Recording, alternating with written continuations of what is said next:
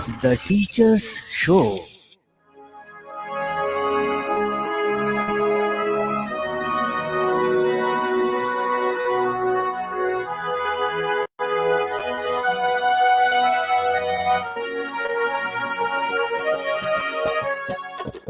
The Teachers Show है ये सरकार, The Teachers Show है ये सरकार, चलो जी हो जाओ तैयार, चलो जी हो जाओ तैयार, चलो जी हो जाओ तैयार। The Teachers Show है ये सरकार, The Teachers Show है ये सरकार।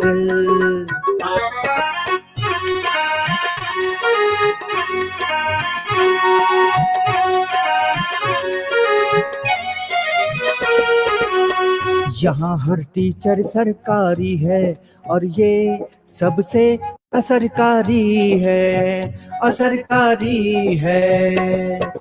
हमारा शो सब पर भारी है, ये जब से शुरू हुआ जारी है, जारी है, जारी है। The Teachers Show है ये सरकार, चलो जी हो जाओ तैयार, चलो जी हो जाओ तैयार। The Teachers Show है ये सरकार, The Teachers Show है ये सरकार, The Teachers Show है ये सरकार। The Teachers Show। नमस्कार, द टीचर शो में एक बार फिर से आपका स्वागत है। देश भर के सारे सरकारी और असरकारी शिक्षकों का एकमात्र शो है द टीचर शो, और आज हम 102 पर नोट आउट हैं, यानी कि 100 एपिसोड पूरे हो चुके हैं। और आज हमारे साथ इस शो में हमारे खास मेहमान हैं दिल्ली के कला शिक्षक देवेंद्र खन्ना जी।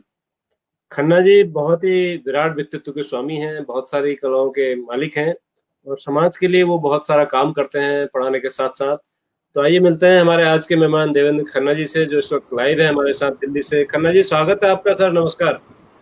नमस्कार। नमस्कार मित्रों, मैं बताना चाहूँगा आज हमारे, जैसे कल मैंने घोषणा की थी, कल हमारे मेहमान जो थे, जो आज आने वाले थे, संगीत के शिक्षक।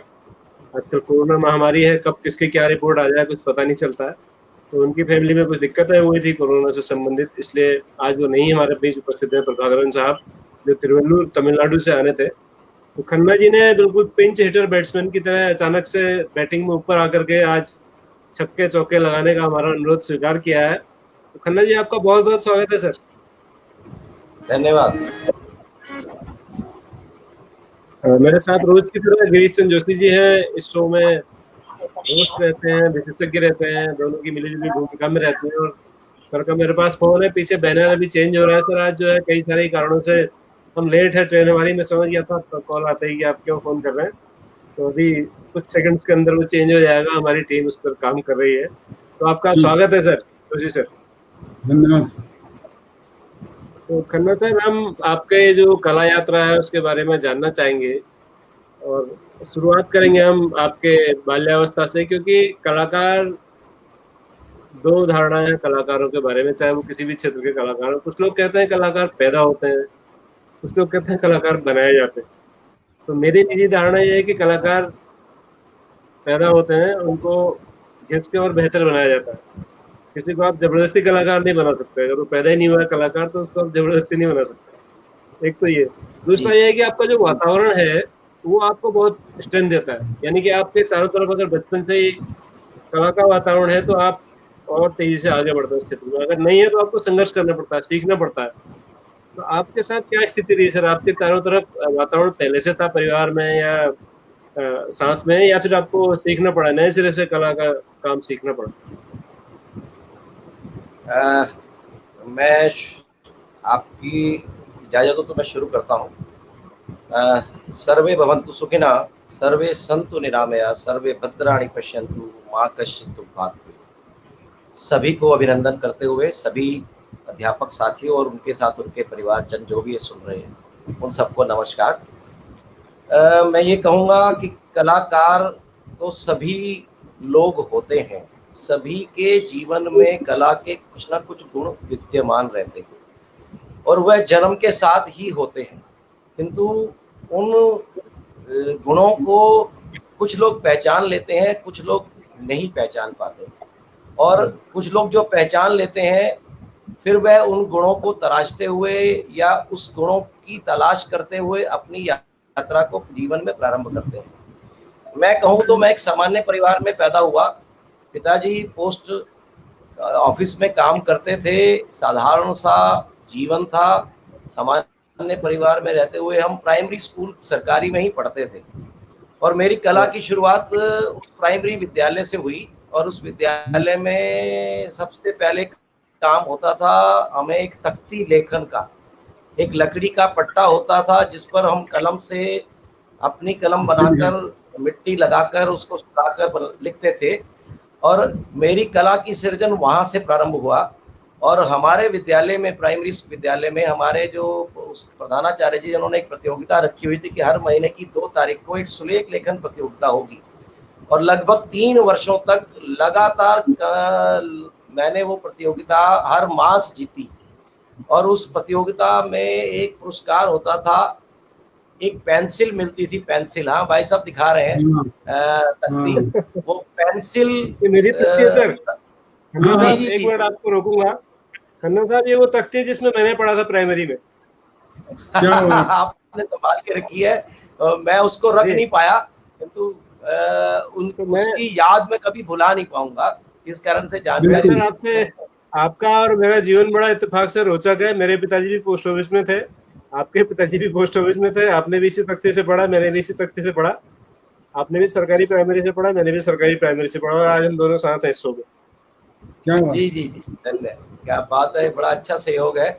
तो उस प्रतियोगिता में हर मास मुझे एक पेंसिल मिलती थी और ईश्वर ने मुझे शायद दिशा वहीं दे दी कि ये जो पेंसिल तुम्हें दी है उसे छोड़ना नहीं है, इस पेंसिल को औरों को बांटना है। तो वो कार्य आज तक मैं कर रहा हूँ ईश्वर की कृपा से, और मैं वो पेंसिल छोड़ा नहीं। उस पेंसिल की मदद से ही आज चित्रों का निर्माण मैं लगातार करता जा रहा हूँ। तो ये तो मेरी प्राथमिक शिक्षा का विषय था। विषय फिर आगे बढ़ा, प्राथमिक शिक्षा से माध्यमिक शिक्षा में आया। माध्यमिक शिक्षा में भी मैं कला में रुचि थी मेरी, चित्रों का निर्माण करता था। परिवार में कला का कोई स्थान नहीं था। कला हमारे परिवार में मतलब परिवार में कोई भी कलाकार है ही नहीं था, और कला में दिशा देने के लिए भी कोई सहयोग नहीं करता था। और कला में जाने का विषय उस समय पर यह होता था कि अपने समय को बर्बाद करना। कला, चित्रकला के विषय में तो कोई सोचता ही नहीं था, और घर में लोग कहते थे कागज काले करते रहते हो, इससे होगा क्या। तो मैं भी चुपचाप सुनता था और सुनते हुए आगे बढ़ता था, मुझे मालूम था क्या होगा। तो जब मैं कक्षा 10वीं पास की तो मेरे बहुत अच्छे अंक नहीं आए 10वीं में, तो फिर भी मुझे कॉमर्स में एडमिशन मिल गया। तो जब मैं कॉमर्स में एडमिशन कर पहला टेस्ट दिया, जब क्या कहते हैं सितंबर टेस्ट आता है, तो उसमें अकाउंट्स और मैथ्स जैसे विषय में मैं गोल था बिल्कुल। तो तभी मेरे एक कला अध्यापक श्री बलवंत राय जी ने मुझे बिठाकर समझाया। कहते हैं शिक्षक का जीवन में क्या महत्व होता है। मैं इस महत्व पर भी चर्चा साथ साथ जरूर करूंगा, क्योंकि माता पिता के बाद जो स्थान है वो शिक्षक का है, एक गुरु का है। अगर गुरु की बात सही से ठीक से समझ ली तो जीवन में कठिनाइयां नहीं आती।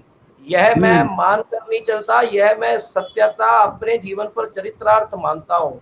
इसलिए मैं इस विषय को अपने विद्यार्थियों के बीच में भी रखता हूँ, समाज के बीच में भी रखता हूँ।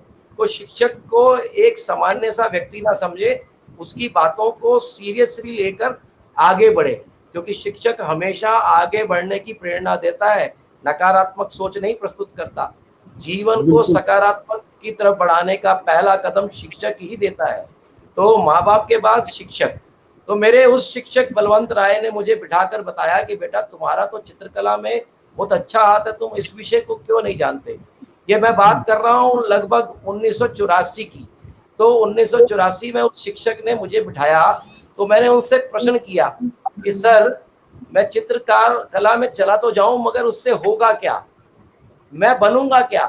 तो उस शिक्षक ने मुझे उस समय बताया, 1 घंटा बैठकर मुझे समझाया कि तुम चित्रकला से क्या क्या कर सकते हो, क्या क्या पढ़ सकते हो, क्या क्या बन सकते हो और किन किन कॉलेजेस में जा सकते हो।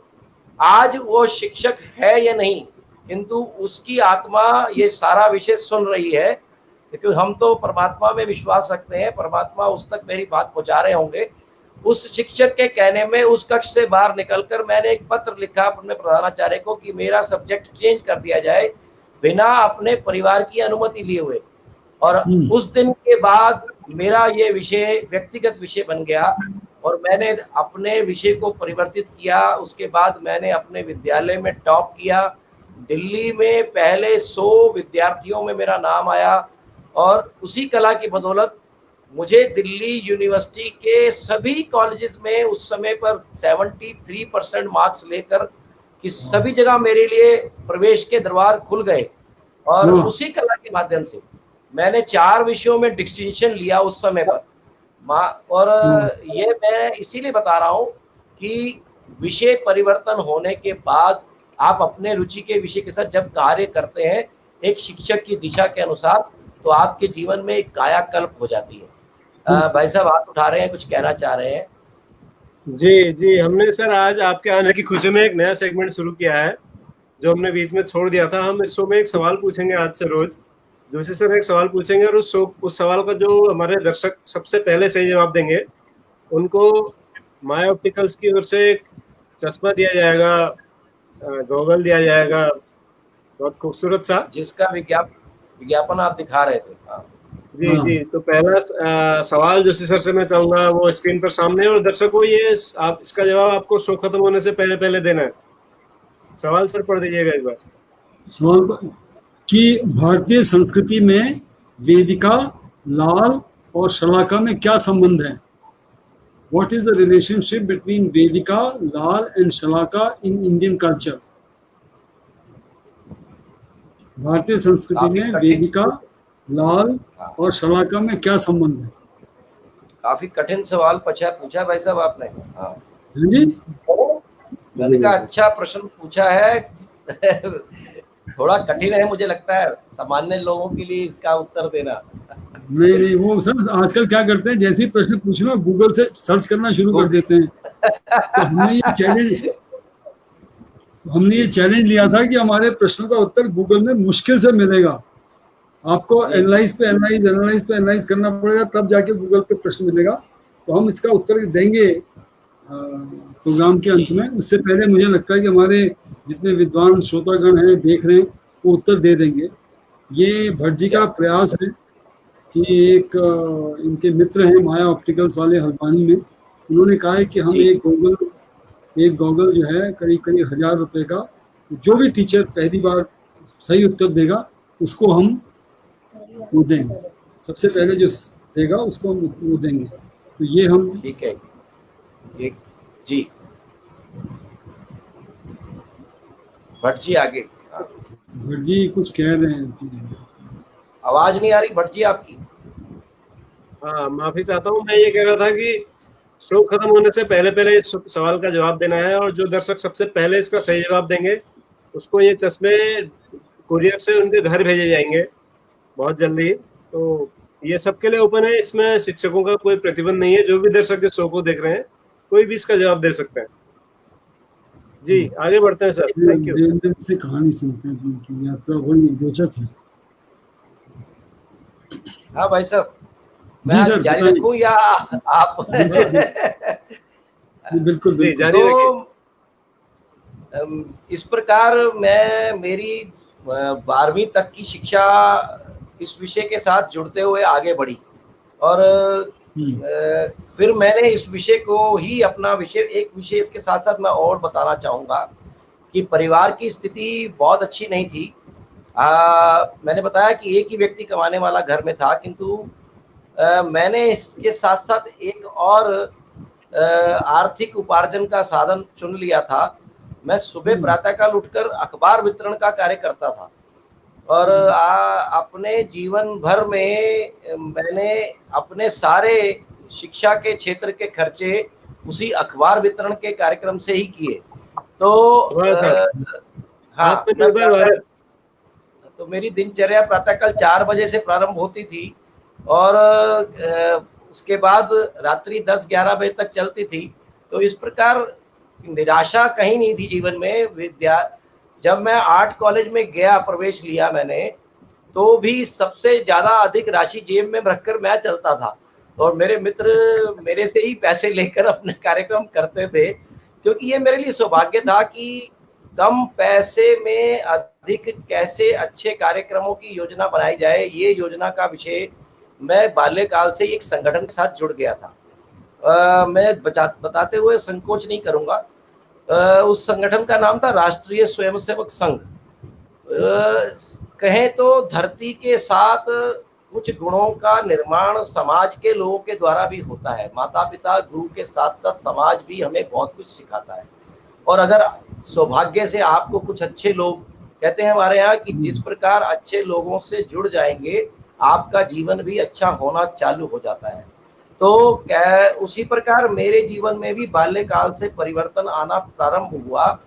काफी सारे गुण, समाज के गुण जो पॉजिटिविटी रखते हैं, समाज को जोड़ने का कार्य करते हैं, प्रतिभाओं को तराशने का कार्य करते हैं और जीवन में सदाचार और ये सारी बातें रहें, जीवन में संयम रहे, जीवन में अपने इंद्रियों पर किस प्रकार कंट्रोल कर सकते हैं वह रहे, अपने व्यवहार की तरफ, आचरण की तरफ सबका ध्यान रहे।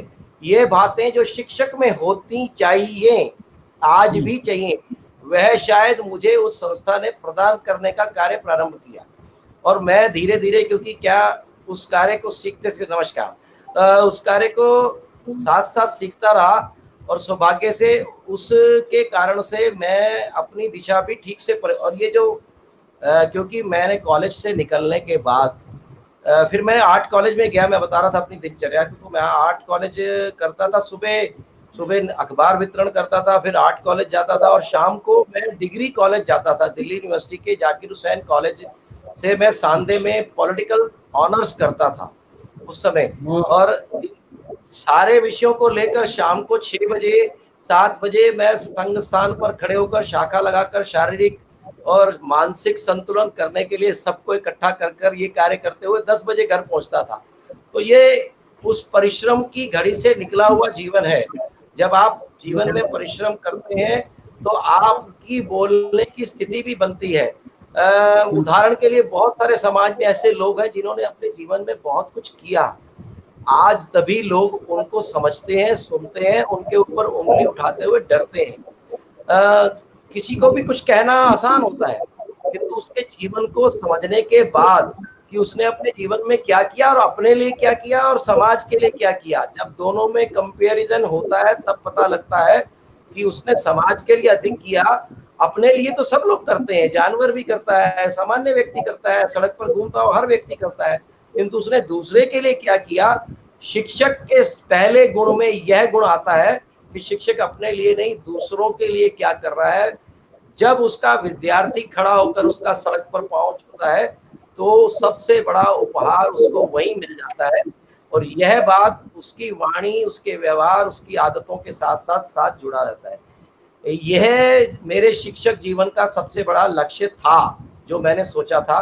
जब मैं पढ़ता था तब भी मैं सोचता था कि काश मैं भी शिक्षक बनूं तो मैं भी कुछ कर पाऊंगा, और वह चरितार्थ हुआ और मैं आगे चलकर शिक्षक बना। तो मैं बताना चाहता था कि कॉलेज करते हुए आर्ट कॉलेज में मैं पहुंचा तो आर्ट कॉलेज में बहुत सारे विषयों को सीखना पड़ता है। तो वहाँ मेरे एक प्रोफेसर श्री उमेश बुखंडी बहुत अच्छे व्यक्ति थे, हैं आज भी हैं। उन्होंने मुझे कला करते हुए सिखाया, बताया, मतलब एक सामान्यता कि हम लोग जो चित्रकला विषय है वो मनुष्यों के भावों के साथ जुड़े हुए हैं, मानसिक आनंद के साथ जुड़ा हुआ विषय है। यह विषय ऑब्जर्वेशन से जुड़ा हुआ विषय है जो लोग दूसरे लोग नहीं देख सकते। जैसे कहते हैं शिव के पास तीसरी आंख होती है, वैसे कलाकार के पास एक तीसरी आंख होनी चाहिए अगर नहीं है तो वो कलाकार नहीं है। तो तीसरी आंख को खुला रखना। आप बस में यात्रा कर रहे हैं, आप ट्रेन में यात्रा कर रहे हैं, आप हवाई जहाज में यात्रा कर रहे हैं या सड़क पर यात्रा कर रहे हैं, तो सामान्य जन की तरह नहीं, अपनी तीसरी आंख को वहां खुला रखिए। लोगों को देखिए तो लोगों को केवल चेहरा देखिए, उनके भाव पढ़िए। उनके चेहरों से बहुत कुछ समझ आ जाता है कि व्यक्ति में कितना दुख है, कितना खुशी है, क्या क्या वो सोच रहा है, उसकी मनस्थिति क्या है, उसकी पारिवारिक स्थिति क्या है। ये सब कुछ कलाकार उसके चेहरे से जान जाता है। और चेहरों में बहुत कुछ छुपा होता है, बहुत सारी आकृतियां भी छुपी होती हैं। अगर मैंने वो पहचान ली तो आप चित्रकला के कार्यकर्ता एक अच्छे शिक्षक क्या एक अच्छे कलाकार की तरफ बढ़ते हैं। दूसरा, फिर आप केवल बाजार में घूमते हुए जाते हुए केवल सीधा आंखें बंद करके नहीं चलेंगे, आप समाज में वहां क्या क्या चल रहा है वह भी देखेंगे। क्या लगा हुआ है, कौन सा पोस्टर, कौन सा बैनर, दुकान पर क्या भाषा लिखी है, क्या क्या है, उसको ऑब्जर्वेशन कहते हैं। ऑब्जर्वेशन जितनी ज्यादा होती है उतना अच्छा कलाकार बनता है, उतना अच्छा वक्ता बनता है, उतना अच्छा ज्ञाता बनता है। तो ऑब्जर्वेशन को सिखाने का कार्य भी मुझे उस चित्रकला विषय से मिला। और उसकी अपनी तीसरी आंख में आज भी खुली रखता हूँ। जहां भी जाता हूँ उस परिवेश में, मैं पिक्चर भी देखने जाता हूँ तो पिक्चर नहीं देखता, पिक्चर के अंदर दिखाए हुए दृश्य के पीछे क्या चल रहा है, वह क्या कहते हैं नेता, जो भी वहां पर उसके आर्टिस्ट होते हैं, उनकी वेशभूषा, उनके भाव, उनके चरित्रार्थ, उन सब के द्वारा मैं उस पिक्चर का क्या कहते हैं ऑब्जर्वेशन करता हूँ। केवल उसके संगीत, उसकी एक्टिंग के आधार पर नहीं, उसके पीछे कला कितनी छुपी है वह सब जानने का कार्य भी मैं अपने विषय के साथ जोड़ता हूँ। और फिर उसको लिखता भी हूँ, बताता भी हूँ कि हाँ इसमें यह बहुत अच्छा था, और ये प्रतिक्रिया देने के बाद और यह अच्छा हो सकता था। सुझाव भी देते हैं, सुझाव भी अपने तर्कों के आधार पर नहीं, केवल सुझाव नहीं, तार्किक सुझाव कि यह अच्छा हो सकता था, ऐसा हो सकता था, अगर ऐसा करते तो और अच्छा इसका विजन बढ़ जाता। ये सारे विषयों को करते हुए मैं कॉलेज से बहुत कुछ सीखा।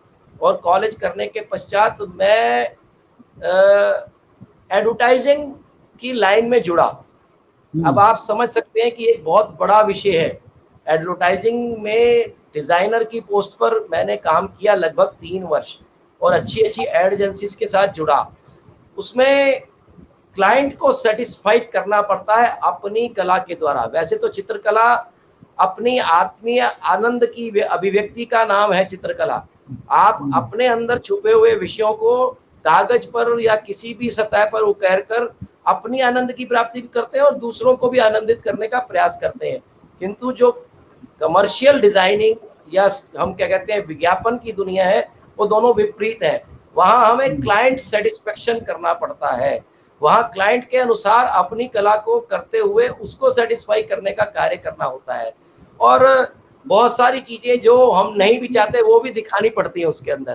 तो ऐसा विषय मैंने 3-4 वर्ष तक किया, किंतु मन में बहुत सारे ऐसे विषय चलते थे कि ये विषय समाज के साथ तो जुड़ने वाला है नहीं, आर्थिक उपार्जन के लिए बहुत अच्छा है, पैसा तो मैं कमा लूंगा, किंतु समय की सीमा नहीं होती थी इस कमर्शियल डिजाइनिंग में। सुबह बैठे तो क्लाइंट सेटिस्फेक्शन रात तक करना पड़ता था।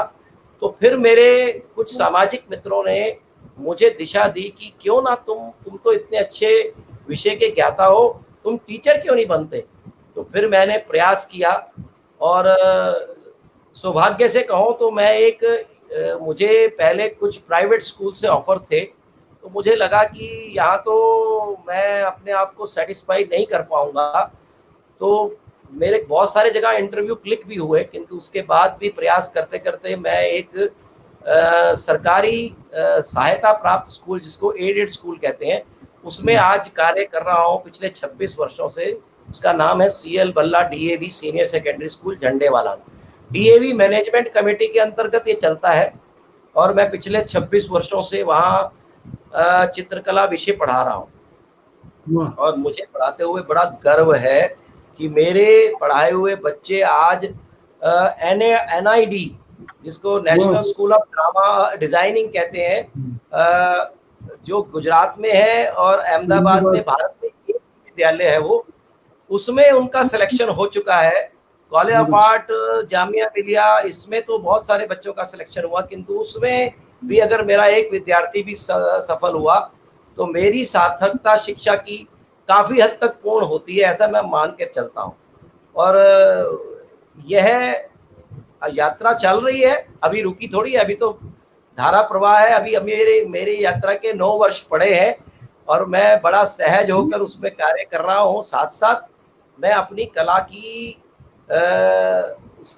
कार्य को भी रोका नहीं है, क्योंकि कोई भी व्यक्ति कभी पूर्ण नहीं होता, ये मैं मानकर चलता हूँ। इसलिए मैं अभी भी सीख रहा हूँ चित्रकला। मैं चित्रकला जानता हूँ ऐसा मैं नहीं मानता, मैं उसको सीखने का प्रयास विद्यार्थियों के माध्यम से, दूसरे कलाकारों के माध्यम से, आप जैसे अनुभवी लोगों के माध्यम से और प्रकृति के माध्यम से, अनेकों माध्यम हैं सीखने के, पुस्तकों के माध्यम से, YouTube के माध्यम से मैं लगातार सीखता रहता हूँ और उसका अभ्यास भी निरंतर करता रहता हूँ। अनेकों प्रदर्शनियां कर चुका हूँ, लाइव स्टूडियो भी मेरा अपना है। गढ़ी में, दिल्ली में ललित कला अकेडमी का एक गढ़ी स्टूडियो है, उसमें भी मैंने अपना एक स्टूडियो रखा हुआ है।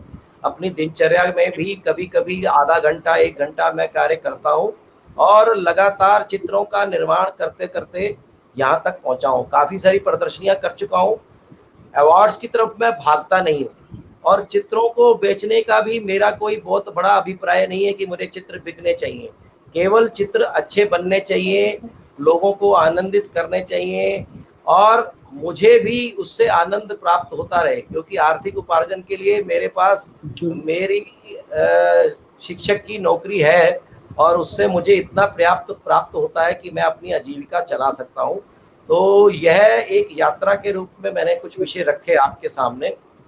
तो कुछ प्रश्न आपके पास होंगे, कुछ मेरे चित्र भी हैं भाई साहब के पास, अगर वो दिखाएंगे तो मैं कुछ बता दूंगा कि उन चित्रों के माध्यम से मैं कुछ क्या क्या करना चाहता हूँ। इसके अलावा मेरा परिचय कराते हुए भाई साहब ने कहा था कि मैंने कहा ना मैं सीखने में कहीं नहीं हटता, तो मैंने योग सीखा और योग के द्वारा भी शिक्षा के अंदर क्या परिवर्तन कर सकते हैं, विषय कोई भी पढ़ाना हो वह भी बहुत संभव है। आप सब भी शिक्षक रहे, मैं जरूर आप सबको एक बहुत ही फायदे की बात बताना चाहूँगा कि जब मैंने ध्यान योग सीखा और जैन आश्रम से वो कायाकल्प सूत्र नाम से एक कक्षा चलती थी, वह सीखने के पश्चात मुझे एक विषय बड़ा अच्छा लगा कि जब भी आप कक्षा में जाते हैं तो कक्षा में 30 से 40 विद्यार्थी होते हैं जिनका कोई रुचि नाम की चीज रहती नहीं है, वो सब अपनी मस्ती में झूम रहे होते हैं बच्चे। आप केवल 3 मिनट के लिए अगर आप उनको ध्यान करा दें, शुरू में कक्षा को प्रारंभ करते हुए मात्र 3 मिनट की बात कर रहा हूँ, 3 मिनट की, तो आप देखिएगा उनका एकाग्रता का स्तर बढ़ जाएगा और वो सारे विद्यार्थी एक बिंदु विषय पर आकर आपके साथ जुड़ जाएंगे और आपको ध्यान से सुनेंगे भी, अपने कार्य को भी ठीक से करेंगे। ये मेरा व्यक्तिगत अभ्यास है, आप भी करके देखेंगे तो आप सबको भी इसका लाभ मिलेगा।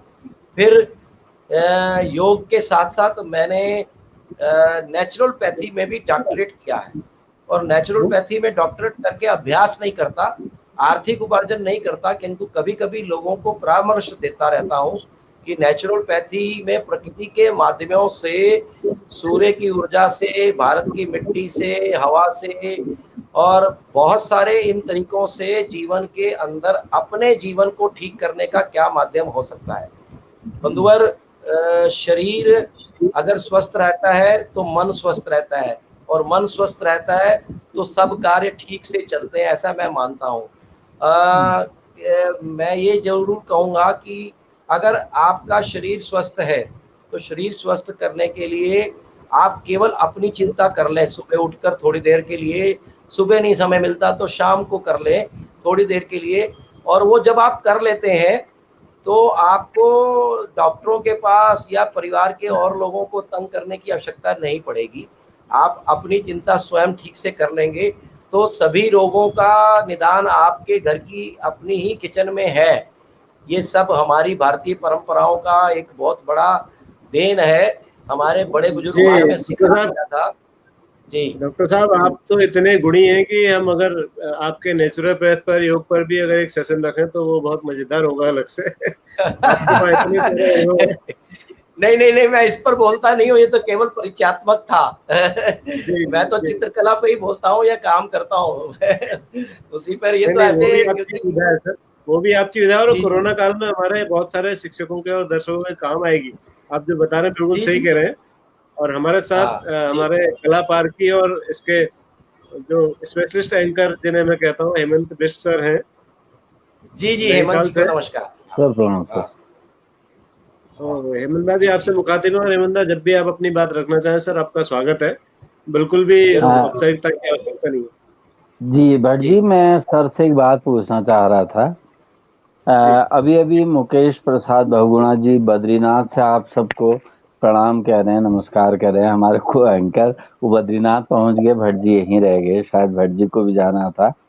सर आपने एनआईडी की बात की थी, नेशनल स्कूल ऑफ डिजाइनिंग, तो बहुत सारे बच्चों ने प्रश्न भी किए हैं।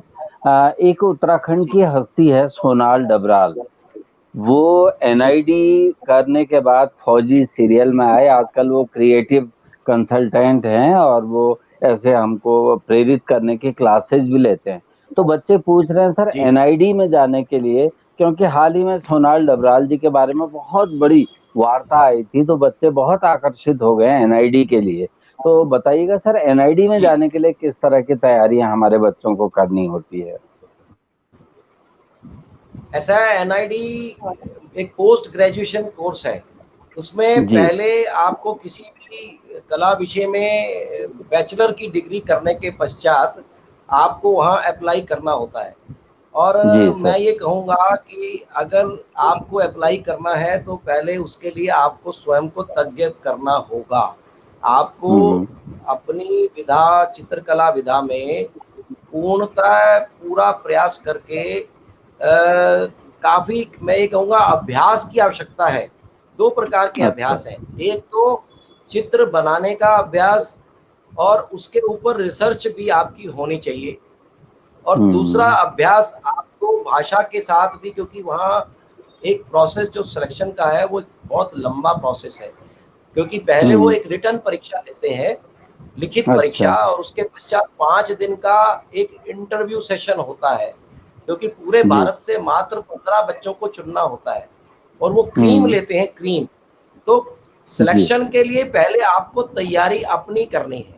और तैयारी करने का बिल्कुल। माध्यम मैंने बताया 2 तरह से करेंगे। एक, भाषा के साथ आपको सामान्य जनरल नॉलेज की नॉलेज और कला विषयों की नॉलेज इतनी बढ़ानी है।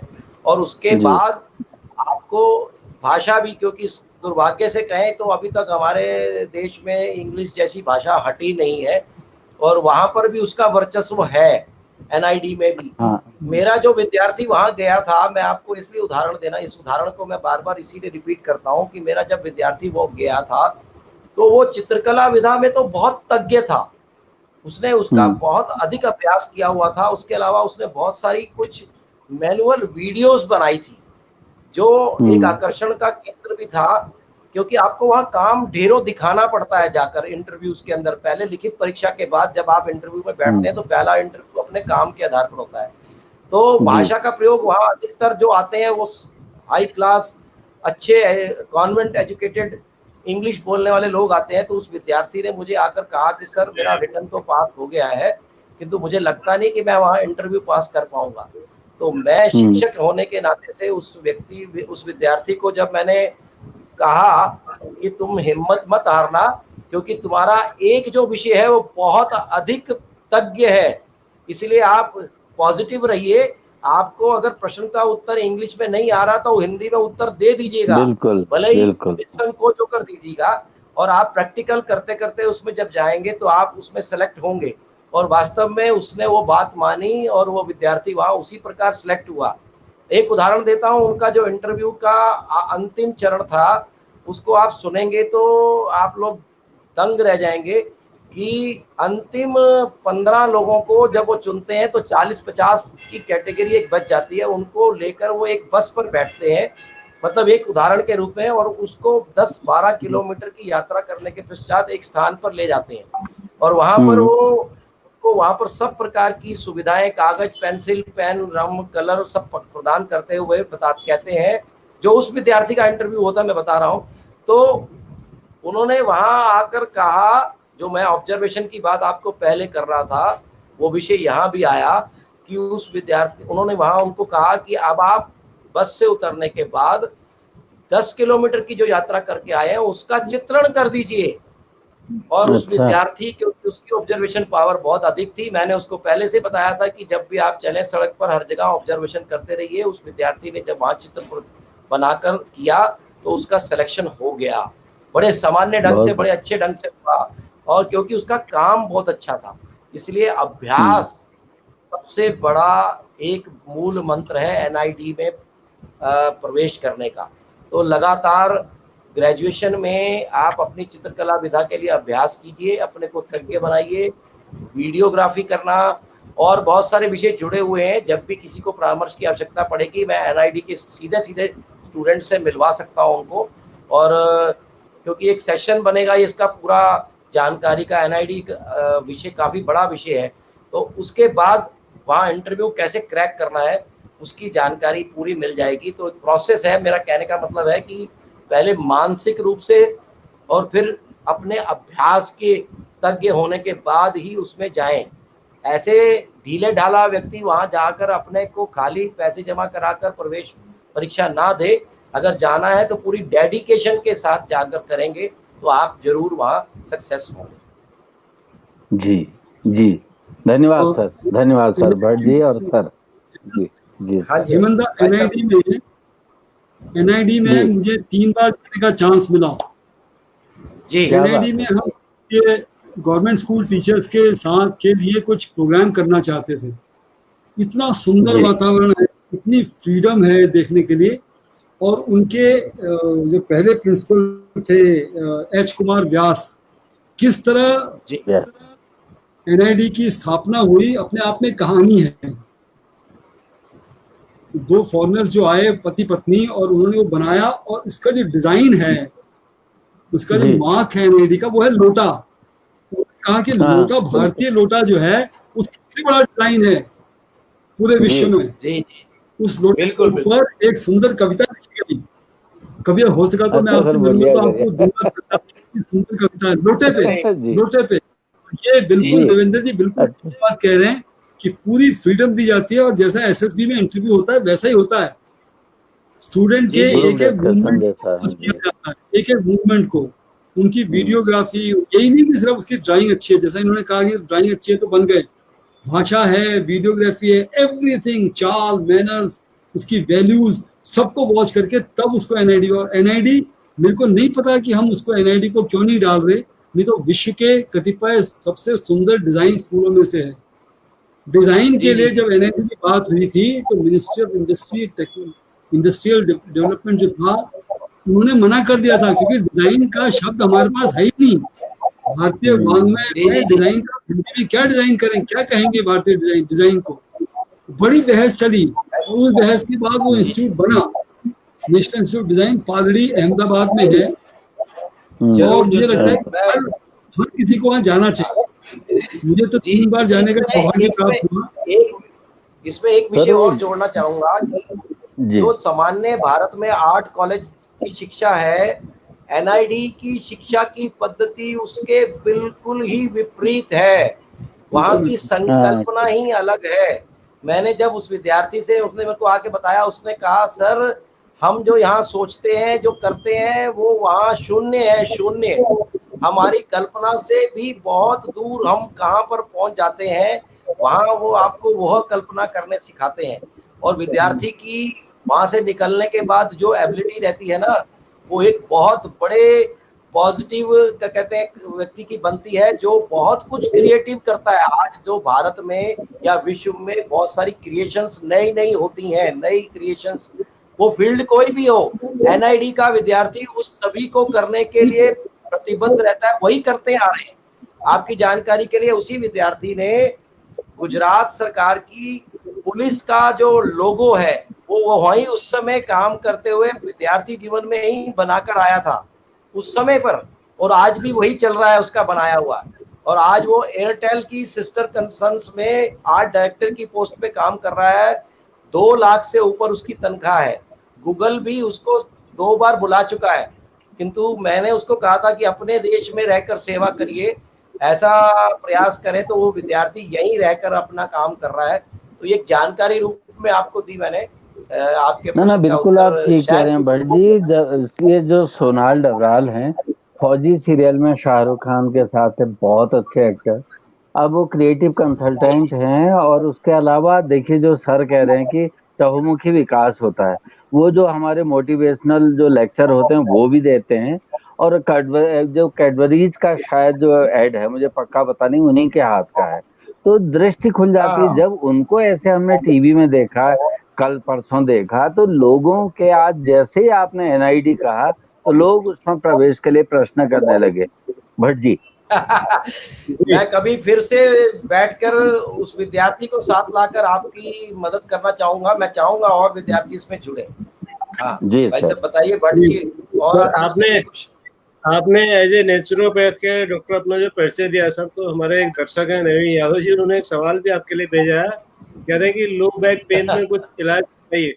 किसका? बहुत बढ़िया हो रहा है। लो बैक पेन में नहीं, दोबारा मेरे को समझ नहीं आया सर। स्क्रीन पे मैंने लिखा हुआ भी, अगर आप पढ़ पा रहे हैं तो back pain, lower back pain जो होता है ना, लोअर बैक पेन। अच्छा, लोअर बैक पेन। हाँ जी जी। देखिए ऐसा है इसका, वैसे तो मैं नेचुरोपैथी का आज विषय नहीं लेने आया, मैं विषय चित्रकला का, क्योंकि मैं अध्यापक चित्रकला का हूँ। किंतु अचानक प्रश्न आ गया है तो जरूर बताऊंगा कि ये जो लो बैक पेन है, ये एक थोड़ा सा चिंतनीय विषय है। एक तो हमारी जो सोने की स्थिति है ना, वो स्थिति ठीक नहीं है। जिन गद्दों पर हम सोते हैं, उन गद्दों के को लगातार उसमें गलत पोज के सोने के कारण से ये समस्या उत्पन्न रहती है, और उसमें हार्ड बेड पर सोने की आवश्यकता है। एक विषय तो ये है। दूसरा, इसके लिए सुबह उठकर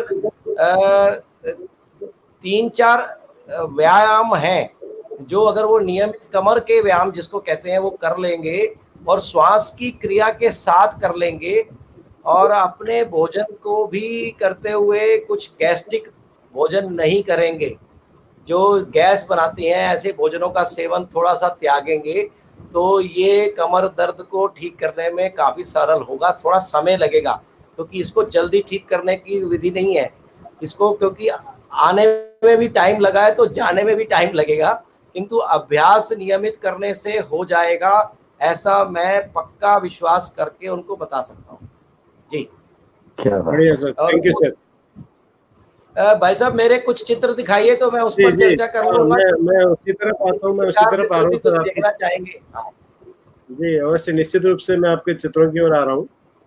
मैं थोड़ा सा बताना चाहूंगा कि मैं चित्रकला विधा में 3-4 शैलियों में काम करता हूँ। उसमें एक तो शैली रहती है ऑयल पेंटिंग, जो हमने कॉलेज टाइम में की थी। उसके बाद मैं एक्रेलिक शैली में भी काम करता हूँ, और तीसरा जल रंग जिसको वाटर कलर्स कहते हैं, उसमें भी अच्छा काम करता हूँ। किंतु उसमें मैं लैंडस्केपिंग ना कर उसमें मैं एब्स्ट्रैक्ट फिगर्स की तरफ जाता हूँ और अमूर्त चित्रण की तरफ जाता हूँ। और तीसरी मेरी विधा है जो है वो चारकोल विधा है। चारकोल एक प्रकार का कोयला रहता है, उस कोयले से मैं कुछ चित्रों का निर्माण करता हूँ। और चौथा मैं ड्राइंग्स भी करता हूँ, पेन ड्राइंग्स भी। वो आज मैंने कुछ चित्र दिए थे, वो दिखाएंगे तो मैं उसका आपको वर्णन करूँगा थोड़ा। भट्ट जी दिखाएं। हाँ, वो स्क्रीन शेयर कर रहे हैं सर। हाँ जी, हाँ जी, बहुत अच्छा है। तो मैं यही बताना चाहता था कि क्योंकि बहुत सारे माध्यम हैं, माध्यम कोई हो उससे कोई फर्क नहीं पड़ता, किंतु अपना एक माध्यम जिसमें आप को आनंद आता है, क्योंकि कला तो अपने आनंद के लिए कर रहे हैं हम। और साथ साथ बच्चों को भी जब मैं कराता हूँ तो यह विषय रखता हूँ कि आप, एक तो मैं स्पष्ट आप सबको ये बताना चाहूँगा कि कला में कुछ भी गलत नहीं होता। ये एक चित्र है, मैंने एक वर्कशॉप में बनाया था।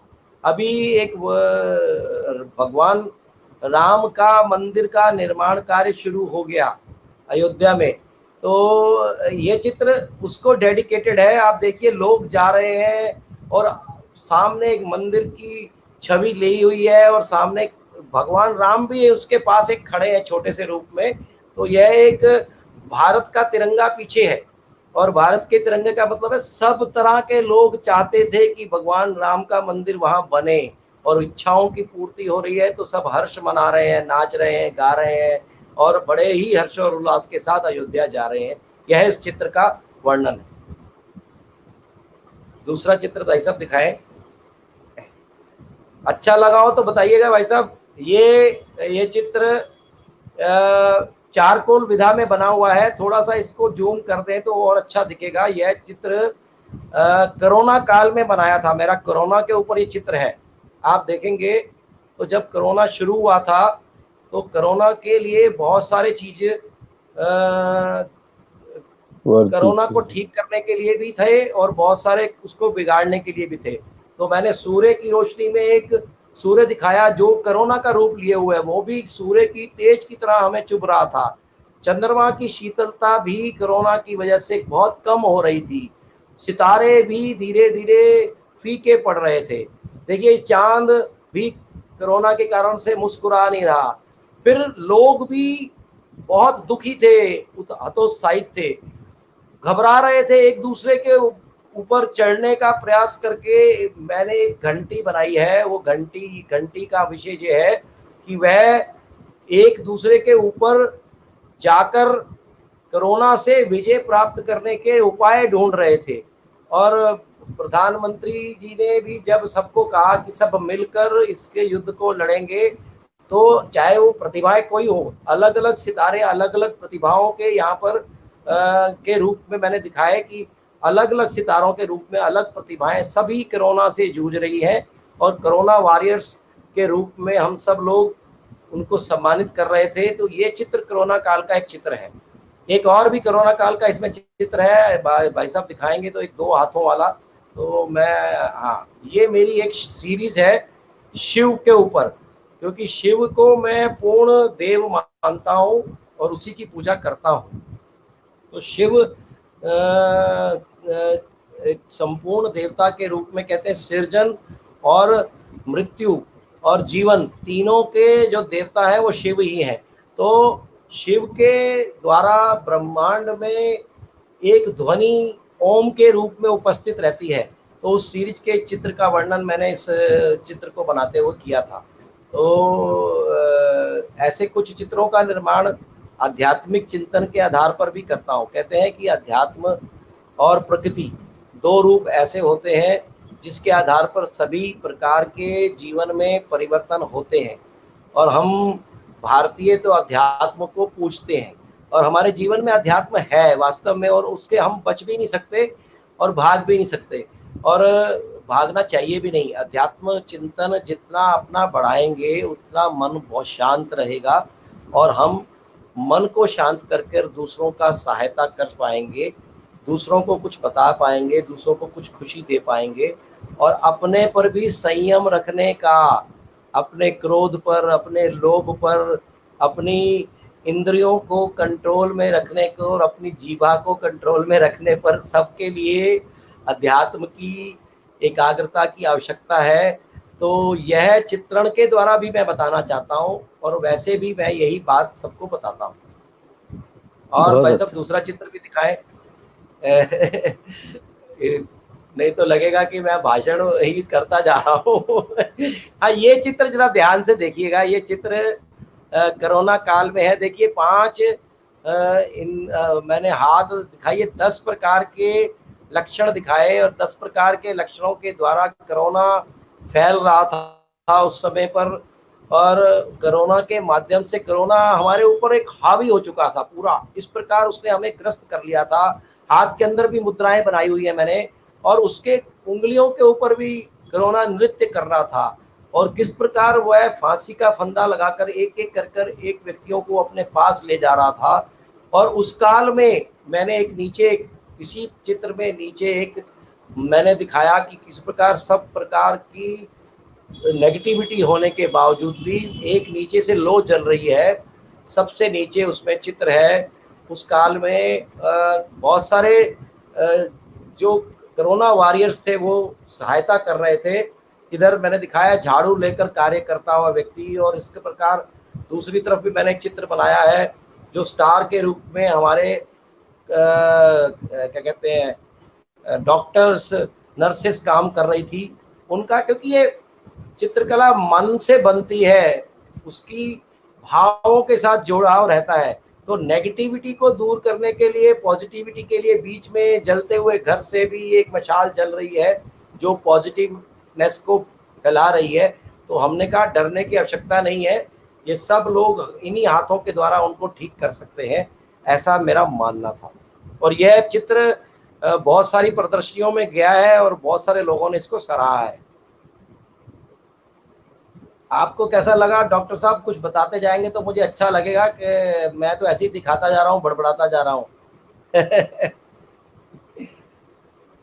भट्ट साहब आप भी कुछ बोल दें तो अच्छा लगेगा, मुझे पता लगेगा सर, कि मैं आपके चित्र देखने में तो तल्लीन हो गया था सर कि मैं कुछ कहने जैसा बन नहीं रहा है, क्योंकि मैं बहुत नजदीक से एक एक आपको शेयर कर रहा हूँ फोटो। और हमारे जो दर्शक है सर, अच्छा, वो बहुत सारे कला के, मैं बात पूरी कर लूँ। हमारे जो बहुत सारे दर्शक हैं, कला के शिक्षक हैं, वो इस शो में भी पहले आ चुके हैं। जैसे मोहन चौहान जी हैं, देखिए इनका कमेंट आया, वाह लाजवाब। जी जी। ऐसे ही हमारी एक और कला शिक्षिका है, ये चित्र देखिएगा, ये चित्र जी जी सर जी जी जी। ये जो चित्र है ये जरा ध्यान से देखिएगा। आपको दूर से दिखने पर आपको कुछ ज्यादा समझ नहीं आ रहा होगा, किंतु इस चित्र को भी जरा नजदीक से देखेंगे तो ये चित्र आप में से कुछ बताएं, इसमें कुछ दिख रहा है। दो आकृतियां मैंने विशेषकर इसमें बनाई हैं, अगर आप ध्यान से देखेंगे तो दो आकृतियां जो हमारे आध्यात्म चित्र का केंद्र है, जिन उनके आधार पर हम सभी आध्यात्मिक शक्तियों का समायोजन अपने जीवन में करते हैं, और फिर उन्हीं के आधार पर नीचे उल्लास की मैंने एक पूरी सीरीज दिखाई है कि किस प्रकार लोग मस्त हो जाते हैं, अलग अलग परिवेश के लोग। तो ये चित्र, ये आपको समझने में समय लगेगा, इसलिए मैं बताना चाहूँगा। थोड़ा सा नीचे करेंगे तो दो इसमें चेहरे हैं, आप देखेंगे तो वो दो चेहरे राधा और कृष्ण के चेहरे हैं। कृष्ण का मोर पंख दिख रहा है आपको, और राधा की माथे की बिंदिया और उसके कानों के कुंडल दिख रहे हैं। तो कहते हैं कि ये चित्र है प्रेम का आधार, और राधा कृष्ण से अधिक प्रेम जीवन में किसी ने नहीं किया होगा। उस प्रेम के आधार को इस चित्र के माध्यम से मैंने ब्लैक एंड व्हाइट में दर्शाया, और इनके प्रेम के आधार पर जो सामान्य जन है वह आनंदित होकर अपने जीवन में भी प्रेम, संतोष, ये सब भाव आए और वह भी आनंद का जीवन व्यतीत कर सकें। उस प्रकार लाखों लोग इनकी श्रद्धा का केंद्र बने। इस चित्र का यह पूरा का पूरा आशय है। मैंने ये जो बनाया था कल्पना है, कल्पना के आधार पर ही चित्रों की रचना होती है। तो वास्तविकता वाले चित्र नहीं मैं बनाता, थोड़ा कल्पना शक्ति वाले चित्रों की तरफ मैं जाता हूँ। और दिखाए तो जी जी। तो अभी थोड़ा सा समय है, कितना है? हाँ, ये एक उल्टा है, ये चित्र उल्टा है। हाँ, ये चित्र प्रकृति दर्शन है, वाटर कलर है जी। ये जो तीसरा माध्यम मैंने आपको बताया, ये वाटर कलर है, प्योर वाटर कलर। आसमान भी दिख रहा है, पीछे सूर्य की रोशनी भी दिख रही है, पीछे पहाड़ भी दिख रहे हैं, पेड़ वृक्ष, नीचे जल, और सभी प्रकार के वातावरण को, प्रकृति को ये दिखा रहा है, किंतु स्पष्ट नहीं है। और प्रकृति में सब कुछ स्पष्ट ज्यादा मिल जाए ऐसा भी संभव नहीं है इसको, किंतु उसका आनंद की जो अनुभूति है वो आप अपने माध्यम से ले सकते हैं। वाटर कलर का जो फ्लो होता है उसको इसमें पूरी तरह दिखाने का प्रयास किया है, और मैंने तो रंगों के साथ खेला है। और मैं तो शिक्षक के नाते से भी अपने विद्यार्थियों को भी कहता हूँ, और आप भी कला के विद्यार्थियों शिक्षक भी हैं, तो आप भी अपने विद्यार्थियों को कहें कि वह रंगों के साथ, रंगों को बनाए नहीं, रंगों को लगाए नहीं, रंगों के साथ खेलें, आनंद लें। जब मैं एक संस्थान में मैं एक बहुत बड़े बड़े पेंटिंग्स बना रहा था। मैं विद्यार्थी काल की बात बताना चाहूँगा। तो काम करते करते मैं एक दिन नई कमीज पहन कर गया और करते करते कुछ रंग मेरे ऊपर लग गए उस नई कमीज पर। तो मैं करते करते एकदम बोला, यार क्या सत्यानाश कर दिया मेरी कमीज का आज। तो ये बात वहाँ के डायरेक्टर दूसरे कमरे में बैठे बैठे सुन रहे थे। बहुत बड़े व्यक्ति थे, आर्टिस्ट थे। बाद में उन्होंने मुझे 2-3 घंटे के बाद बुलाया और मुझे कहा, बेटा कि तुम क्या कह रहे थे? तो मैंने कहा, जी वो नई नई कमीज आज मैं पहन के आया था, रॉयल ब्लू कलर की कमीज थी और उस पर रंग लग गए और रंग भी ऐसे थे जो छूटेंगे नहीं। तो उन्होंने बोला कि अगर तुम जीवन भर इस प्रकार रंग से डरोगे तो कभी भी आर्टिस्ट नहीं बन पाओगे। तो वह दिन और आज का दिन मैं स्वयं भी और अपने विद्यार्थियों को भी ये कहता हूँ कि डरो मत, रंगों से खेलो, उनसे प्रेम करो। उनको जिस प्रकार क्रिकेट की शॉट लगाते हो, डरते नहीं हो, उसी प्रकार रंग से भी खेल जाओ और उसका आनंद लो। कुछ भी खराब नहीं होता, कला में कुछ गलत होता ही नहीं है, वो आपकी अभिव्यक्ति है। दूसरे को अच्छा लगे या ना लगे, आपको अच्छा लगना चाहिए। तो जब मेरे पास भी कोई विद्यार्थी चित्र बनाकर लाता है तो मैं पहला प्रश्न होता है कि तुम्हें कैसा लग रहा है? तो वो कहता है कि सर बहुत अच्छा नहीं लग रहा। तो मैं कहता हूँ कि जब तक अच्छा ना लगे तब तक और करो और करो और करो, और जब आपको अच्छा लग जाए तो मेरे पास आना और फिर मैं इसमें से आपको बताऊंगा कि और अच्छा कैसे लगेगा। तो यह कला जो है वो एक साधना है बंधुवर, और साधना को करते हुए कला को जीना पड़ता है, तभी आप उसके साथ सही न्याय कर पाएंगे। अन्यथा तो आप अपने विषय के साथ न्याय नहीं कर पाएंगे। तो जो शिक्षक अपने विषय के साथ न्याय नहीं करता, वो अपने विद्यार्थियों के साथ तो न्याय करने के योग्य की स्थिति में रहता नहीं है।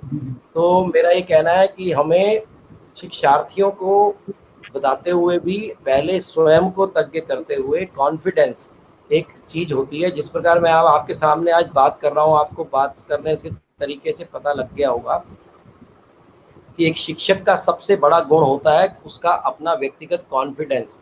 भले उसे कुछ नहीं आता, किंतु अगर उसने अपनी क्लास को कंट्रोल कर लिया तो वह सबसे अच्छा शिक्षक माना जाता है। डॉक्टर सर्वपल्ली राधाकृष्णन के जन्म दिवस को ऐसे शिक्षक दिवस नहीं कहते। उनकी क्लास के बाहर पर दूसरे विषयों के विद्यार्थी लाइन लगाकर सुनते थे तो कोई कारण था।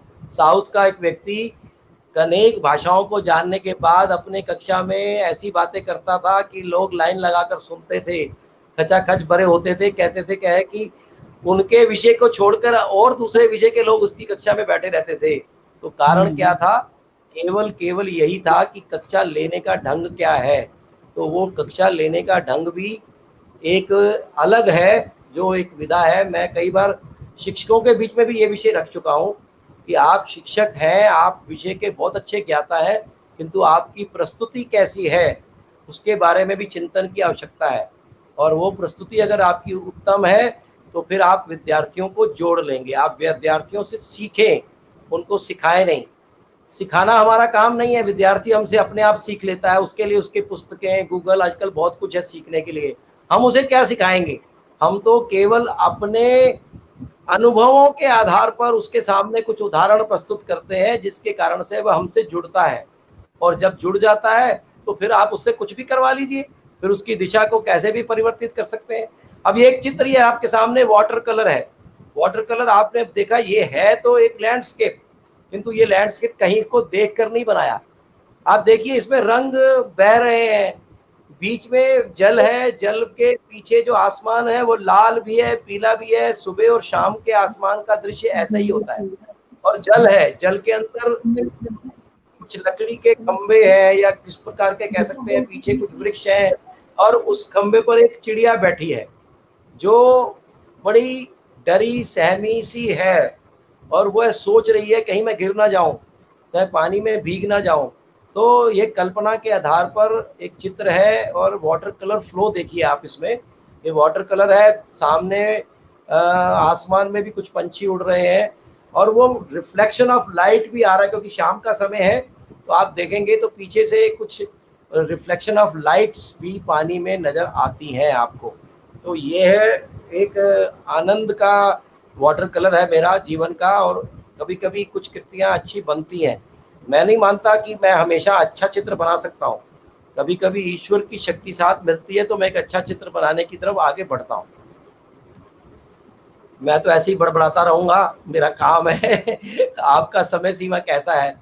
ये एक अनोखा चित्र है भाई साहब, ये इसको जरा सीधा करें, ये वर्टिकल है, इसको जरा हॉरिजेंटल कर दें। हाँ, ये चित्र थोड़ा सा बड़ा बारीक काम है, मेरा पहला चारकोल का चित्र है भाई साहब। ये चारकोल विधा में काम करना आसान नहीं था, तो ये एक बहुत ही गंभीर चित्र है। आप देखेंगे इसमें मैंने ये दर्शाया कि आज की भाग दौड़ वाली जिंदगी में, शहरी जिंदगी में लोग किस प्रकार एक दूसरे के ऊपर चढ़कर, चाहे वो किसी भी प्रकार का कार्य करते हैं, एक दूसरों को खींचते हुए उसके ऊपर चढ़ते हुए, चाहे वो ऊपर चढ़ते चढ़ते चढ़ते ऊंचाइयों को छूने का प्रयास कर रहे हैं। आप देखेंगे तो उसके ऊपर के चित्र में बहुत सारी बिल्डिंग्स, बहुत सारी भव्यता दिखाई है, और दूसरी तरफ मैंने कुछ जानवर दिखाए हैं। थोड़ा सा इसको लेफ्ट करेंगे ना चित्र को, और थोड़ा सा तो आपको, हाँ इधर इधर दूसरी तरफ, हाँ ये इस पोर्शन में थोड़ा जूम करेंगे तो दिखाऊंगा मैं कि मैंने कुछ जानवर दिखाए। लोगों ने जानवरों को भी तंग करना शुरू किया, तो जानवर भी इस शहरी माहौल में आकर फंस गया, ऐसा वो बेचारा व्यतीत कर रहा है। और जो ये बीच में जो ब्लैक एंड व्हाइट कुछ अजीबोगरीब रेखाएं हैं, ये मन के विचार हैं कि शहरी जीवन में कितना तनाव है, कितना उतार चढ़ाव है, भागा दौड़ी है, लोग भाग रहे हैं, एक के ऊपर चढ़कर ऊपर ऊंचाइयों को छूने का प्रयास कर रहे हैं, और वो छीनना चाहते हैं। देने का काम तो बहुत दूर, लेना चाहते हैं। तो जानवर भी तंग है, मनुष्य भी तंग है, और सब आंतरिक मस्तिष्क के अंदर बहुत भाव चल रहे हैं। ऐसा वर्णन इस चित्र के माध्यम से पहला मैंने ये चित्र बनाया था, और इस चित्र को आधार बनाकर मुझे बहुत सारे चित्रकारों ने और दोस्तों ने कहा कि तुम इसमें अच्छा काम कर सकते हो। उसके पश्चात मैंने चारकोल विधा में काम करना शुरू किया। ये मेरा पहला चित्र चारकोल विधा में था, उससे पहले मैंने कभी नहीं किया था। तो ये चित्र आप जब वास्तविकता में देखेंगे नज़दीक से तो आपको बहुत अच्छा लगेगा, आनंद मिलेगा। और इसको समय लगता है देखने में, 2 मिनट में देखने वाला चित्र नहीं है। तो ये चित्र आधार है, बनता है, कहते हैं ना कोई ना कोई मील का पत्थर बनता है, तो फिर उसके बाद आगे बढ़ते जाता है मनुष्य। तो और बताइए भाई साहब, कोई प्रश्न हो? हाँ, ये सृजनहार उल्टा है चित्र, इसको सीधा कर दीजिए। हाँ, अब आप उस चित्र का वर्णन देखेंगे कि ये चित्र पूर्णतः शहरी जीवन पर आधारित, गणपति जो हमारे देवताओं के प्रथम स्थान पर बैठने वाला व्यक्ति है, उसके जीवन पर आधारित बहुत सारे हमारे और बहुत सारी भावनाएं उसके साथ जुड़ती हैं। हम उससे प्राप्त भी करते हैं, और उससे प्राप्त करने के लिए उस गणपति के पेट में भी, उदर में भी मैंने कुछ लोगों को दिखाया कि कर्म प्रधान व्यक्ति ही जीवन में सक्सेसफुल होता है। केवल बातें करने से व्यक्ति नहीं आगे जाता, उसको प्रैक्टिकल रूप में कुछ ना कुछ दिन रात एक कर कार्य करना होता है। जब वो करता है तो कभी कभी सफलता जल्दी नहीं मिलती, ये मैं मान के चलता हूँ, किंतु निराश होने की आवश्यकता नहीं है। यह पॉजिटिवनेस का चित्र है कि आप पॉजिटिव रहिए, तो आपको हमेशा उस गणपति का सहारा मिलेगा। और कर्म करते हुए, ये नहीं कि बैठ जाएं घर में, बैठकर माला जपने से कुछ नहीं मिलेगा, दूसरों को दोषारोपण करने से कुछ नहीं मिलेगा, कर्म करने से मिलेगा। और कर्म करके फिर आप ऊंचाइयों को शहरी जीवन के अंदर हो चाहे ग्रामीण जीवन में हो, आप छू सकते हैं। तो कर्म, अपनी शिक्षा, जो आपको काम मिला है, जिसमें भी आप तज्ञ हैं, उसको करने का प्रयास जारी रखें, निरंतर करें, रुके नहीं, कहीं पर भी बैठे नहीं। और आपके शरीर में, जीवन में बहुत कुछ करने की क्षमता है, और हम सब भारतीयों में तो वैसे भी क्षमता का अथाह भंडार है। जोशी जी बैठे, जैसे ज्ञाता बैठे हैं हमारे को बताने के लिए, तो चित्र के माध्यम से विषय चलते हैं तो बता रहा हूं मैं। ये तो प्राकृतिक रूप है, वाटर कलर का उल्टा है। हाँ, आप देखिए रंग है और रंगों का आनंद है इसमें। दृश्य भी दिख रहा है किंतु दृश्य नहीं भी दिख रहा है। तो जल भी है, आकाश भी है, इसमें पांचों तत्व विद्यमान है जो हमारे पृथ्वी, जल, अग्नि, वायु व सभी प्रकार के चित्रों का इसका वर्णन है इस प्रकृति दृश्य के अंदर। तो रंगों के द्वारा आनंद की अनुभूति, मैं तो ये कहूँगा यह चित्र, ये माध्यम है। ये कुछ बीच में आ गया, सेविंग योर चेंज, इसको ठीक कर दीजिए। हाँ भाई साहब, और कोई प्रश्न है तो? कितनी देर चलता है ये कार्यक्रम मुझे जानकारी नहीं है, मैं तो बोलता ही जा रहा हूँ, आप चुपचाप सुन रहे हैं। जोशी जी आवाज नहीं आ रही, आवाज नहीं आ रही। हाँ ना, हम तो मुग्ध हो गए आपके ज्ञान को लेके, आपकी बातें सुनते सुनते। ये पहला प्रोग्राम मैंने देखा जिसमें कोई बोल नहीं रहा है, कोई कुछ नहीं, और सब आपकी कला में तल्लीन है। मैं इतने इतने इतने हम इसमें डूब गए हैं कि ऐसा मैंने कोई भी एक भी ज्ञान की बात की ही नहीं है, और ना मैं ज्ञान की कोई बात जानता हूँ। हाँ, ज्ञान की नहीं, वो ज्ञान की बात जो होती है ना वो सरल होती है। आपने इतने सरल शब्दों में बड़ी बड़ी चीजें कह दी हैं और बिल्कुल आप ले आए हैं। मैं एक प्रश्न आपसे पूछना चाहता था कि ट्रेडिशनल आर्ट में पेंटिंग के षडांग कहे जाते हैं, 6 अंग होते हैं पेंटिंग, रूप, भेदी, प्रमुख ना। उनका जो कंटेम्परेरी पेंटर हैं वो उसको यूज नहीं करते, वो उसको बड़े एब्स्ट्रैक्ट उसमें यूज करते हैं। तूलिका से दूसरे और कृतियां जो होगी, वो फेस होगा, वो तो प्रोपोर्शनेट फेस की बात करता है, वो और चीजों की बात करता है। तो ट्रेडिशनल पेंटर, जो मॉडर्न पेंटर है, कंटेम्परेरी पेंटर है, वो उसको बहुत एब्स्ट्रैक्ट रूप से लेके उसमें पेंट करता है। तो एक तो मेरा प्रश्न ये था कि उसमें आपके क्या विचार हैं। दूसरा मेरा प्रश्न ये था कि कला मतलब हम कला शिक्षा में तो music, dance, drama, theatre, painting ये सब है, लेकिन आपके पेंटिंग के लिहाज से नेशनल म्यूजियम में मैंने contemporary national gallery of modern art पे मैंने बच्चों को देखा है, लाइन से लगा के लाते हैं, और एक पेंटर जो उसको शायद 3 महीने लगे उस पेंटिंग को बनाने में, उसको हम 30 सेकंड में देखते हैं जी। तो हम क्या उसका संसाधन करेंगे? तो क्या करना चाहिए उस समय में, क्या करना चाहिए? मैं दोनों प्रश्नों का उत्तर दूंगा। पहला तो कला के जो 6 अंग षडांग के नाम से हैं, वह हमारी भारतीय पारंपरिक सोच है। यूरोपियन देशों के लोग ऐसे नहीं सोचते, ये हमारी सोच है। हमने उसके ऊपर एक पूरा का पूरा मंत्र भी दिया है, उसकी एक पूरी पुस्तिका है जिस पर ये लिखा गया, वर्णन किया गया 6 अंगों का। हम मानते हैं कि इन आधारों के आधार पर चित्र बनना चाहिए। वो शायद विष्णु धर्मोत्तर पुराण में लिखा गया है। जी जी, नहीं जो है विष्णु धर्मोत्तर पुराण का, उसमें लिखा गया है। बिल्कुल बिल्कुल ठीक कह रहे हैं। हम 11वीं कक्षा की पढ़ाई का शुभारंभ भी उसी पाठ से करते हैं, और षडांग को पढ़ाते हुए बताता हूँ कि उसमें आकार होना चाहिए, रंग होना चाहिए, उसका भाव होना चाहिए, उसके 6 जो अंग है।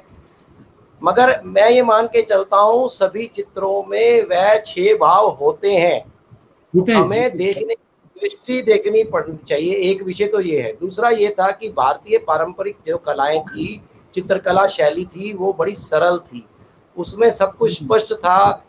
हम रंगों का चुनाव बड़ा सरल करते थे। हम लोग 3D नहीं बनाते थे, त्रिआयामी चित्र नहीं बनाते थे, हम सरल चित्र बनाते थे, सीधे सीधे। अगर आप देखेंगे हमारी मुगल शैली, राजस्थान शैली, पहाड़ी शैली, जितनी भी शैलियां हमने की, उसके बाद बंगाल शैली तक, बंगाल शैली में आकर वो परिवर्तन हुआ। उन शैलियों को बनाते हुए अभी भी आप चित्र देखेंगे जितने भी मिनिएचर के, वो सीधे सीधे हैं, उसमें पत्ती में सीधा रंग भरा होता है, मनुष्य के फिगर्स जो बनती हैं वो सीधी सीधी बनती हैं। हुआ क्या कि यूरोपियन देशों ने एक नई विधा शुरू की जिसको 3D कर उन्होंने शुरू किया, त्रिआयामी उसमें बहुत सारे इफेक्ट्स दिखाने का प्रयास किया। हमारे बंगाल शैली के कलाकारों ने उसी का अनुसरण किया, उसकी नकल की। उसमें कुछ कलाकारों में उसकी नकल करते हुए जब उसको बढ़ाया तो हुआ क्या कि जो रियलिस्टिक आर्ट जिसको आप कहना चाह रहे थे, जिसमें वो 6 भाव दिखते थे, वो बड़ी कठिन है, आसान नहीं है। उसको करना, उसके लिए तज्ञ होना पड़ता है, उसके लिए अभ्यास अधिक करना पड़ता है। किंतु जो वेस्टर्न कंसेप्ट के हिसाब से चित्र बनता है उसमें भाव ज्यादा प्रभावित करता है। अमूर्त होती है, वो मूर्त होती नहीं है, इसलिए उसको एब्स्ट्रैक्ट वर्ड दे दिया एक। और एब्स्ट्रैक्ट में आप कुछ भी करिए, आप आनंद की प्राप्ति तो कर रहे हैं, मगर दूसरे को वो समझ आ रही है कि नहीं आ रही। इसीलिए अब हमने शुरू किया है, अपने एक बहुत बड़े देश के जाने माने रियलिस्टिक आर्टिस्ट हैं श्री वासुदेव कामत जी, और बहुत तज्ञ आर्टिस्ट हैं, और अक्षरधाम जितने मंदिर बने हैं उनका डिजाइनिंग उन्होंने ही किया है, और वो लाइव पेंटिंग्स करते हैं, बिल्कुल रियलिस्टिक पेंटिंग। उन्होंने बताया कि चित्र को बनाकर केवल छोड़ने से काम नहीं चलेगा, अब चित्र के साथ साथ हमें कुछ लिखकर लोगों को समझाना भी पड़ेगा कि चित्र में है क्या। इसीलिए वो जो अमूर्त चित्र, जिसने, जैसे मैंने आपको अपने चित्र समझाए, अगर आप सामान्य देखेंगे तो आपको भी समझ कुछ नहीं आएगा कि यार ठीक है, बनाया हुआ है, कुछ काला पीला कर रखा है, कुछ अच्छा लगा तो अच्छा लगा, नहीं तो ठीक है। किंतु जब मैंने आपको समझाया तो आप उसकी तरफ आकर्षित हुए, आपने उसको ध्यान से देखा, फिर उसकी फिगर्स को देखा, फिर उसकी गहराई को समझा, फिर उसके भावों को समझा, फिर उसको आत्मसात किया, तो तब आपको लगा रे वाह, इस छोटे से चित्र में इतना कुछ था। मैं तो समझता था कि ये ऐसे ही लग रहा है, किंतु जब उस आर्टिस्ट के विचारों के साथ मेल खाते हुए चित्र को समझाया तो कहते हैं कि उस अमूर्त चित्र को आज की स्थिति में समझाने के लिए भी कुछ रिटर्न मटेरियल भी साथ चाहिए, और आप जैसे तज्ञ लोग भी चाहिए, हम उनकी परामर्श भी लेते हैं। अब मैंने एक चित्र बनाया, मैंने अपनी बेटी को भेजा तो उसने उसका कुछ अलग मतलब बताया, श्रीमती को दिखाया तो उसने कुछ अलग बताया, और कुछ मित्रों को भेजा तो उन्होंने कुछ अलग बताया। तो उनके भाव थे, मैंने उन सब के भावों को जोड़कर अपना भाव बनाकर कहा कि हाँ, मेरा भाव ये था, किंतु तुम्हारे भावों को भी जोड़ लेता हूं मैं, इसका मतलब इस चित्र में वो भी सब दिख रहा है। तो यह उस अमूर्त चित्र के बारे में जो आपने बताया कि आज के समय में उसकी कल्पना की जा सकती है। दूसरा विषय आपने जो लिया कि गैलरी में जाकर बच्चों को दिखाकर इतने अच्छे चित्र को समझना आसान नहीं, बिल्कुल ठीक कहा, किंतु गैलरी में उन बच्चों को ले जाने का सबसे पहला ये तो सबसे बड़ा फायदा ये है कि बाल्यकाल में जब बच्चों को आउटसोर्सिंग, मैं आज भी अपने विद्यार्थियों को कहता हूँ कि कक्षा में बैठ के पढ़ाई नहीं होती बंधुवर। आप अगर अच्छे शिक्षक हैं तो क्लास में पढ़ाई नहीं करते बच्चों को। आपके जब हम पढ़ते थे तो हमें पेड़ के नीचे बिठाकर पढ़ा देते थे वो। तो बहुत सारे माध्यम हैं, बच्चों को बाहर निकालिए, उनको उन माध्यमों से जब आप बच्चों को लेकर किसी भी म्यूजियम में जाते हैं, हमारे देश में तो परंपरा ही नहीं है भाई साहब। आप कभी यूरोप में जाइए तो वहां पर अच्छी टिकट लेकर लाखों में लोग लाइन लगाकर म्यूजियम देखते हैं। हमारे यहाँ तो जाते ही नहीं है, खाली पड़े रहते हैं म्यूजियम।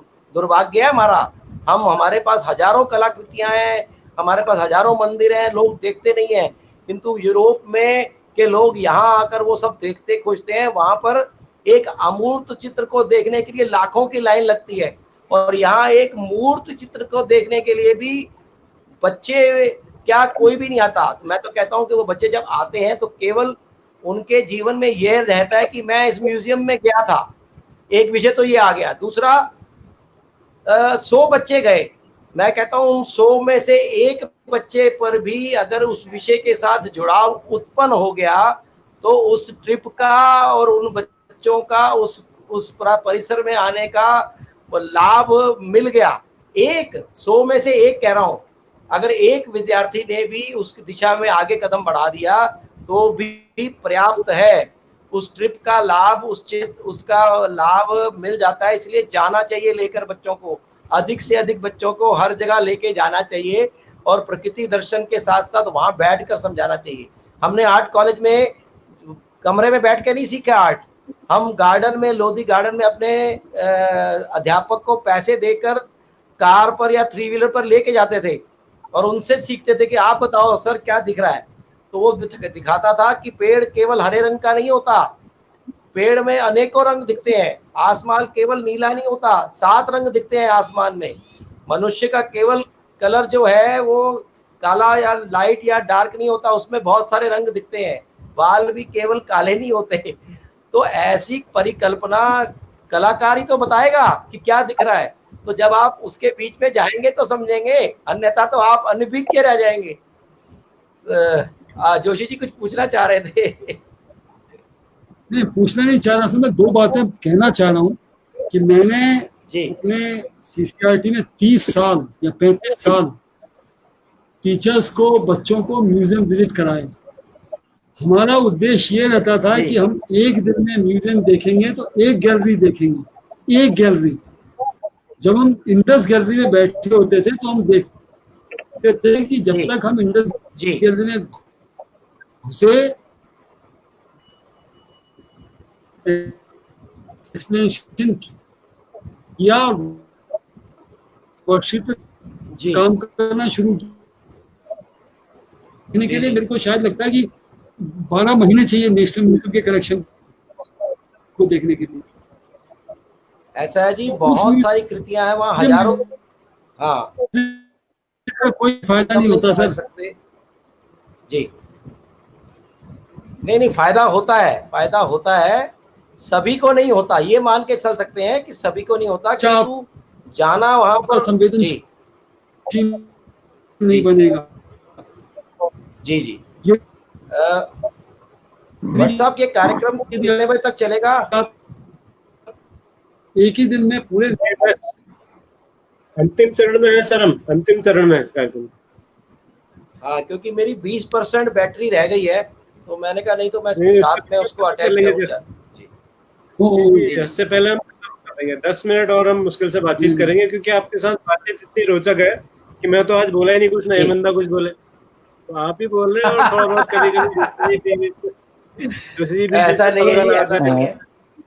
डॉक्टर साहब, एक बार वो क्वेश्चन की जो पद्धति है बहुत कि अच्छा वो लगा। उत्तर जरा जो कुछ दर्शक अभी अभी जुड़े हैं, जो आज प्रश्न दिया गया है और उसके अंत में एक पुरस्कृत भी होना है किसी एक उत्तर देने वाले, एक बार और बता दीजिएगा प्लीज। मैं आज से क्वेश्चन आंसर का सेगमेंट शुरू हुआ है, जी तो मैं बताना चाहूंगा कि जो पहला आज का सवाल है, भारतीय संस्कृति में वेदिका ये वो शलाका में क्या संबंध है, इसका उत्तर जो शो खत्म होते होते सबसे पहले दर्शक देंगे सही उत्तर, उनको माय ऑप्टिकल्स की ओर से एक सन गॉगल 1000 रुपए की कीमत का पुरस्कार के रूप में उनके घर भेजा जाएगा।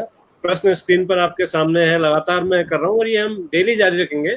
शो के शुरुआत में प्रश्न पूछेंगे आपसे रोज, और शो के और दौरान ये क्वेश्चन, हाँ दर्शकगण, ये प्रश्न आपके स्क्रीन में फ्लैश किया गया है कि भारतीय संस्कृति में वेदिका, लाल और शलाका में क्या संबंध है। जी सर, अंग्रेजी सर में भी अंग्रेजी में भी है सर। जी।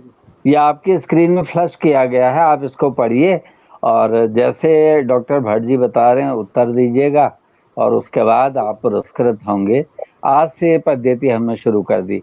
सर, डॉक्टर सर कुछ कह रहे थे हमारे गिरीश जोशी सर। जी सर, शायद उनका नेट कुछ प्रॉब्लम कर रहा था। डॉक्टर गिरीश जोशी जी। जी सर। हाँ सर, मैं तब तक जोशी जी जब तक जुड़ते हैं हमसे, मैं हमारे आज के मेहमान जो है खन्ना साहब, उनसे कुछ बातें करना चाहता था। सर आप मेरी आवाज सुन पा रहे हैं? आप भी फ्री खन्ना सर? हाँ, मैं सुन रहा हूँ भाई साहब, सुन रहा हूँ। हाँ। लेकिन आप बिल्कुल फ्री दिख रहे हैं, तो इसलिए मुझे थोड़ा डाउट हुआ। मैं ये कहता था कि कला और जी आपके चित्रों को मैं बहुत गंभीरता से देख रहा था, बहुत ध्यान से देख रहा था। तो आप दिल्ली में रहते हैं, जो क्राउडेड सिटी है, मेट्रो सिटी है, लाखों लोग इधर से उधर मेट्रो में और बसों में जगह जगह भीड़ रहती है। तो आपके चित्रों में वो झलकता है, वो जो मेट्रो सिटीज का जो जीवन शैली है कि एक दूसरे के सर पर रख के लोग जा रहे हैं, सफलता किसी को चाहिए, हर कीमत पर सफलता चाहिए। आपके कोरोना वाले चित्र में और एक दो और चित्रों में देखा कि भीड़ है बहुत सारी, एक के सर पर एक पैर रख के लोग सफल होना चाहते हैं, सक्सेस होना चाहते हैं। तो क्या कला जीवन को प्रभावित करती है, जीवन कला को प्रभावित करता है सर? ऐसा है कि जीवन ही कला को प्रभावित करता है। कला तो बाद में प्रभाव डालेगी, पहले तो आसपास का जो आयाम है, जहाँ आप जिस वातावरण में रहते हैं, जीवन पर उसका प्रभाव रहता है पहले बहुत ज़्यादा। अगर आप प्राकृतिक जीवन में रहते हैं, गांव में देहात में रहते हैं, या गांव उस तरफ रहते हैं, तो आपके चित्रों में ज़्यादातर वो दिखेगा आपको, क्योंकि आप जो देख रहे हैं परिवेश में अनुभव कर रहे हैं। कहते चित्र अनुभवों के आधार पर बनता है। समस्याएं जैसे जैसे बढ़ती जाती हैं, फिर आपको उन समस्याओं का समाधान या समस्या ही उस चित्र में दिखाने का प्रयास करने का प्रयास करता है। एक अच्छा कलाकार जो है वो भावना से जुड़ा होता है, अब परिसर से जुड़ा होता है, वो वहाँ के आयाम से जुड़ा होता है, लोगों से जुड़ा होता है। तो जब अगर वो नहीं जुड़ता, तो मैं तो सबसे पहला सभी कलाकारों के बीच में एक बात रखता हूँ कि कलाकार जो होता है सबसे पहले उसको एक अच्छा व्यक्ति होना चाहिए। और व्यक्ति ही अच्छा ही नहीं होना चाहिए, उसके जीवन में, उसके व्यवहार में, उसके आचरण में, उसमें प्रेम जैसे शब्दों का व्यवहार में, आचरण में होना चाहिए, जिससे वो सहज रूप से सामान्य जनों को अपने साथ जोड़ने की स्थिति रख सकता हो। अगर उसके अंदर ये सारी बातें हैं, तो तब वो सच्चा कलाकार बढ़ने की तरफ कुछ कदम आगे बढ़ाएगा। अगर वो कलाकार भी राजनीति करता है, वो कलाकार भी सभी प्रकार के षड्यंत्रों के साथ जुड़ जाता है, तो फिर वह कलाकार नहीं रहता। या केवल कलाकार अपने पैसे को कमाने के लिए कुछ भी करने को तैयार हो जाता है। तो हम देख रहे हैं, आप कला केवल चित्रकला की एक प्लास्टिक आर्ट में नहीं है, परफॉर्मिंग आर्ट में भी आप देखेंगे। आज के जीवन में मैं सभी प्रकार के कलाओं में काम करता हूँ। मैंने शुरू में बताया था कि एक मैं संस्था में काम करता हूँ, उसका दिल्ली प्रदेश का उपाध्यक्ष हूँ, संस्कार भारती, और वह 8 कलाओं को लेके चलते हैं, जिसमें नृत्य है, संगीत है, ललित कला है, नाट्य है, रंगोली है, चित्रकला है, पुरातन कला है, और क्या कहते हैं, लोक कला है। इन सब कलाओं में हम काम करते हैं। तो इन कलाओं के माध्यम में ये जो मंचीय प्रस्तुति वाला कला होती है, और अभी आप जो फिल्म का कला देख रहे हैं, ये भी एक कला है। तो इन सब में आप देख रहे हैं कि किस प्रकार की भाषा शैली, किस प्रकार का व्यवहार, किस प्रकार का आचरण आ जाता है। तो ऐसा आचरण चित्रकला विधा में भी आता है, किंतु अगर आ जाता है और वह उसके कारण से चित्रकार ग्रसित हो जाता है, तो फिर वह चित्रकला विधा की साधना नहीं कर रहा, वो तो नकारात्मक दृश्य को प्रस्तुत करने का प्रयास कर रहा है। क्योंकि आपको केवल आपके चित्रों को नहीं देखते, बंधुवर लोग आपको भी देखते हैं। समाज के लोग आपके व्यवहार को, आपके चाल चलन को भी समझते हैं। मैं बहुत सारी जगह पर काम करता हूँ। मेरा एक अभ्यस्त है, आदत है कि मैं जहाँ गया हूँ वहाँ के लोग मेरे साथ हमेशा जुड़े रहे हैं। कारण मेरा व्यवहार, मेरी आत्मीयता। मैंने चाहे महिलाओं में काम किया, हजारों महिलाओं में काम किया होगा, किंतु वो सभी मेरी मित्र हैं। उनके साथ मैं किसी प्रकार की भाषा शैली का भी प्रयोग कर सकता हूँ, किंतु मैं मर्यादित हूँ, इसलिए सभी लोग मेरे साथ जुड़ना चाहते हैं। क्योंकि मैं कलाकार के साथ साथ उन सबको भी मौका देता हूँ कि जहाँ भी किसी प्रकार का कोई कार्य हो तो दूसरे लोगों को भी जोड़ लूँ। इसलिए शहरी क्षेत्र में रहते हुए भी, क्योंकि शहरी क्षेत्र में इन सारी चीज़ों की जरूरत ज़्यादा है, ग्रामीण क्षेत्र में इतना इसकी आवश्यकता नहीं है, छोटे शहरों में भी इसकी आवश्यकता नहीं है, क्योंकि वहाँ एक ही भाषा के, एक ही तरह के लोग होते हैं। वही सुबह से शाम तक की दिनचर्या होती है, बड़ी साधारणता, संयमता जीवन होता है। अब यहाँ शहरी जीवन में सुबह से लेकर शाम तक का इतनी भागा दौड़ी है, आपको सब कुछ दिख रहा है, सब प्रकार का यहाँ व्यवहार परिवर्तन दिखता है, अलग अलग प्रकार के आए हुए प्रांतों के लोग दिखते हैं, और उनकी कार्य पद्धति उससे भी अलग होती है। फिर वो एक दूसरे के प्रति ही उसका सहयोग करते हैं। ऐसा भी बड़ा विचित्र दृश्य देखा दिल्ली में मैंने, कि जिस प्रांत के लोग, जिस भाषा के लोग, जिस प्रकार की सोच के लोग इकट्ठे होते हैं, फिर वो उसी की मदद करना शुरू करते हैं। तो मेरा ये मानना है कि चित्रकार, कलाकार होने के नाते से हमें सबका सहयोग करना है। मैं चाहे उड़ीसा से आया हुआ व्यक्ति हो, भी मैं असम की बात कर रहा था डॉक्टर साहब से पहले, चाहे वो असम से आया व्यक्ति हो, चाहे वो बंगाल से आया हुआ कार्यकर्ता हो, उसको कला के क्षेत्र में मदद मिलने की आवश्यकता पड़ेगी तो मैं करूँगा और मैं उसके साथ जुड़ूंगा। ऐसे ही विद्यार्थी जीवन में भी मेरी कक्षा में पढ़ने वाला विद्यार्थी, चाहे वो कैसा भी है, वह अगर सक्षम नहीं है, उसका जीवन बहुत सारी कठिनाइयों से जूझ रहा है और मैं उसको चित्रकला सिखा रहा हूँ, तो उसके चित्र के अंदर उसका प्रभाव नहीं आ रहा, तो उसकी पहले मैं उसकी मदद करूँगा, उसके विचारों को समझूंगा, फिर उसको प्रोत्साहित करूँगा, फिर उससे वो काम करवाऊँगा, तो वो बहुत अच्छा काम करेगा और अच्छा काम करता ही है और दिखता भी है वो करता हुआ, क्योंकि दिशा देने का कार्य एक शिक्षक का कार्य है और वह शिक्षक तभी सफल होता है जब पहले वो स्वयं सक्षम, सफल और पूर्ण श्रेष्ठतम आगे बढ़ने के लिए हो। तो ये बातें कुछ रखी मैंने, आपके प्रश्न का उत्तर का समाधान तो नहीं कर पाऊंगा मगर आभार आपका। जोशी सर कुछ कहना चाह रहे थे, बीच में नेटवर्क चला गया था। सर अब आप देख पा रहे हैं, सुन पा रहे हैं? जी जी जोशी सर फ्रीज है अभी मुझे भी। लग रहा है अभी भी नेटवर्क उनका कुछ और है, कम है, फ्रीज है वो। हेमंत सर आप जी कुछ जी कहना चाहेंगे आज के शो के बारे में? नहीं, मुझे तो आज बहुत अच्छा लगा सर, जो आप जो स्क्रीन शेयर करके जो आप दिखाते हैं सर, वो बहुत अच्छी बात है। कभी भी हम अगर एग्जीबिशन में जाते हैं, जैसे कामत सर की बात कही सर ने कि कोई भी चित्र की व्याख्या करना जरूरी है, कामत जी का ये कहना था, तो आज हमने साक्षात तो यहाँ पर देखा सर, आपके चित्रों की आपने व्याख्या की। अन्यथा अलग अलग आदमी, अलग अलग कलाकार के नजरिए से वो क्या कुछ था, ये बहुत बड़ी बात है। अन्यथा हम लोग अलग अलग अर्थ तो लगाते ही हैं। जी भट्ट जी। जी धन्यवाद सर आपका बहुत बहुत। मैं दर्शकों, इससे पहले कि जोशी सर हमसे जुड़ने की कोशिश कर रहे हैं और हम शो के कुछ अंतिम मिनट हमारे पास बचे हुए हैं, तो कल 24 सितंबर है, बहुत खास दिन है। आज दिन इसलिए है कि कल मीना दिवस है।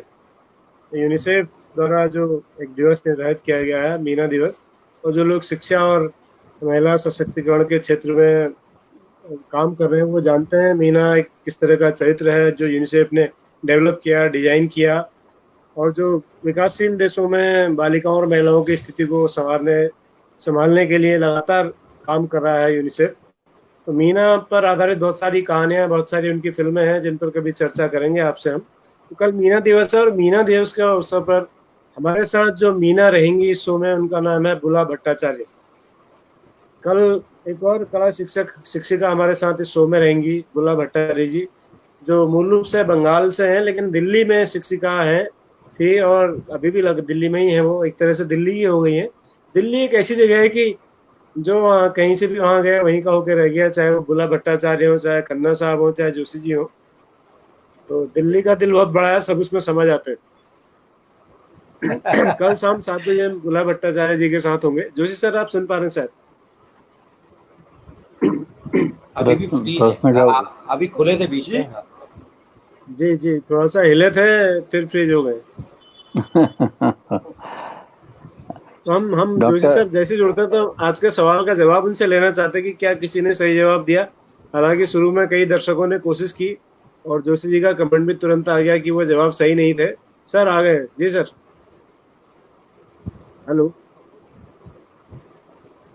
सर, आज के सवाल का जवाब कर रहे हैं? जी जी आप ही से कर रहे हैं सर। जवाब चाहिए आज का सवाल का।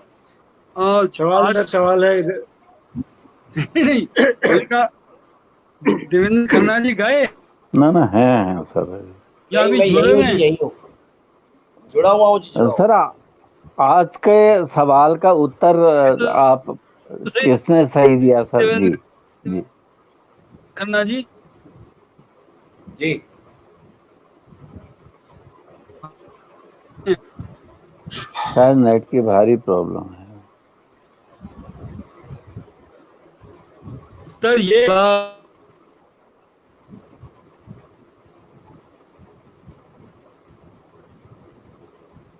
आवाज नहीं आ रही सर आपकी, मुझे लग रहा है कुछ इंटरनेट की दिक्कत है वहां पर। कुमार सतीश के कोर्स करें, उन्होंने शुंग काल और कुषाण काल में अध्ययन किया वातायनों का, रोशनदानों का। उन्होंने ये देखा वहां के वातायन होते जिनको हमने कहा, जो हमने 3 नाम दिए, वैदिक का वातायन, लाल वातायन और शलाका वातायन, और बाद में ये वातायन जो थे वो गुप्त बोल गए, तो उससे नाम पड़ा गवाक्ष। जो हम भारतीय संस्कृति की जो प्राचीन काल गवाक्ष कहते हैं ना, गवाक्ष बना हुआ है, मतलब छिद्र बैल की आंख के आकार बना हुआ। तो वातायन से संबंधित ये सवाल थे 3 की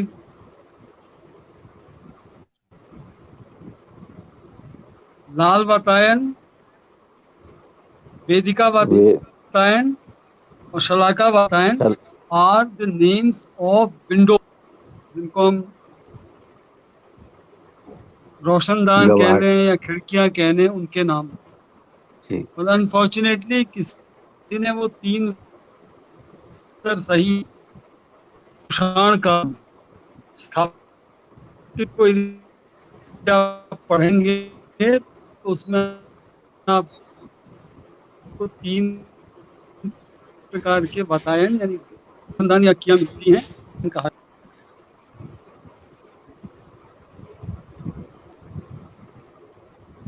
ये उत्तर हो गया ठीक जी। तो आज भट्ट जी कोई भी उत्तर आज संतोष नहीं कर पाया प्रोफेसर जोशी सर को। सुनाई दिया जी, उत्तर सुनाई दिया जी। तो खन्ना सर, हम आपसे विदा लें इससे पहले कोई अंतिम आप कुछ बात कहना चाहें, जो कुछ छूट गया हो, कुछ महत्वपूर्ण हो, तो फिर हम आपसे अनुमति लेंगे। ऐसा है कि जीवन यात्रा तो अभी समाप्त नहीं हुई है, इसलिए बातें तो बहुत हैं। मैं रात भर आपके साथ बात करने की स्थिति में रहूंगा, किंतु क्या है कि एक समय की सीमा रहती है। कार्यक्रम की को अगर अधिक अवधि का करते हैं तो रोचकता खत्म हो जाती है, ये मेरा मानना है। तो इसलिए समय अनुसार उसको समाप्त करना ही उचित रहता है। एक तो ये रहा। दूसरा, मैं आप सबका धन्यवाद जरूर करना चाहूँगा कि जो ये शिक्षक के ऊपर आपने टीचर शो शुरू किया, अच्छा प्रयास है, बहुत अच्छा प्रयास है। और इसमें मेरी जहाँ भी आपको मदद की आवश्यकता पड़े मैं आपके साथ हूँ। और दिल्ली के बहुत सारे शिक्षकों से मेरा संपर्क है, उनको भी जोड़ सकते हैं। और भी जो आपका शुरू में स्लाइड शो शुरू हुआ उसमें मुझे लगा कि कुछ परिवर्तन और हो सकता है। जो आपकी पावर प्रेजेंटेशन थी तो उसका नाम द टीचर शो है। तो आप तो वैसे हम भाषा का भी प्रयोग अगर अपनी भाषा का रखें तो बहुत अच्छा रहेगा। मेरा एक सुझाव है, मैं किसी को भी सुझाव देता हूँ, मानना ना मानना उसके आधार पर होता है। तो उसका धन्यवाद सर, आपका सुझाव को स्वागत है। तो आप हम जैसे कला आचार्य और भी बहुत सारे कला आचार्य आपके साथ जुड़ते हैं, मूर्तिकार, चित्रकार, और उनका भी सदुपयोग कर सकते हैं।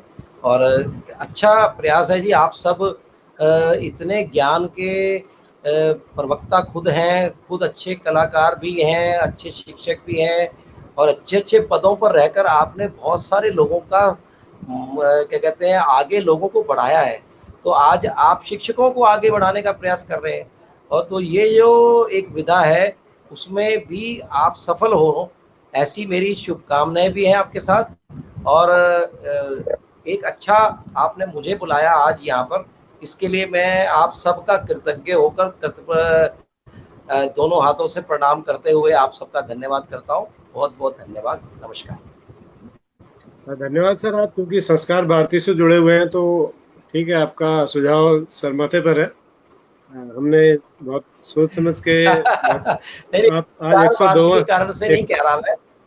ना सर, ठीक है सर जी। तो आज 102 एपिसोड हमारे हो चुके हैं, तो एक ब्रांड हमारे शो का लगभग देश में बन चुका है। तो अभी हम फिलहाल इसको जारी रखे हुए हैं। तो आपका बहुत बहुत धन्यवाद सर। आप सोमाए, सुशील सर का, जोशी सर का बहुत बहुत धन्यवाद, और हेमंत सर का विशेष आभार। हमारे जो गुरु हैं, हमारे मार्गदर्शक हैं, लगातार हमें सिखाते बताते रहते हैं। तो हम आज के लिए मित्रों इतना ही। कल ठीक 7 बजे हमारे साथ इस शो में होंगी बुला भट्टाचार्य मैम, जो एक और कला की शिक्षिका हैं। कल हम उनसे कला की विभिन्न विधाओं के बारे में जानेंगे। जैसे आज हमने पेंटिंग को समझने की कोशिश की, कुछ दिन पहले हमने स्कल्पचर यानी कि मूर्ति कला को समझने की कोशिश की थी, हमारे ऐसे एक आचार्य थे, उनके माध्यम से। तो कल हम एक और नए साथी के साथ होंगे। तब तक के लिए अनुमति दीजिए, नमस्कार। सुनो। देवेंद्र जी को The teachers भाग show. कर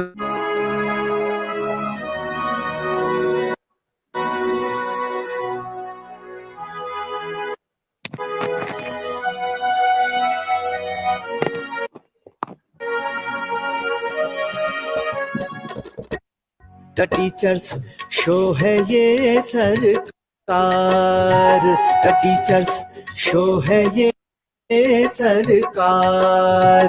चलो जी हो जाओ तैयार, चलो जी हो जाओ तैयार, चलो जी हो जाओ तैयार।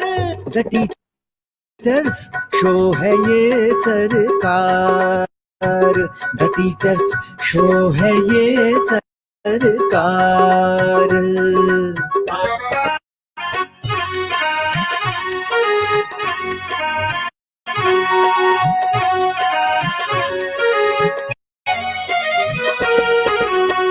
यहाँ हर टीचर सरकारी है और ये सबसे असरकारी है, असरकारी है। हमारा शो सब पर भारी है, ये जब से शुरू हुआ जारी है, जारी है, जारी है। The teachers show है ये सरकार। चलो जी हो जाओ तैयार, चलो जी हो जाओ तैयार। The teachers show है ये सरकार, the teachers show है ये सरकार, the teachers show है ये सरकार।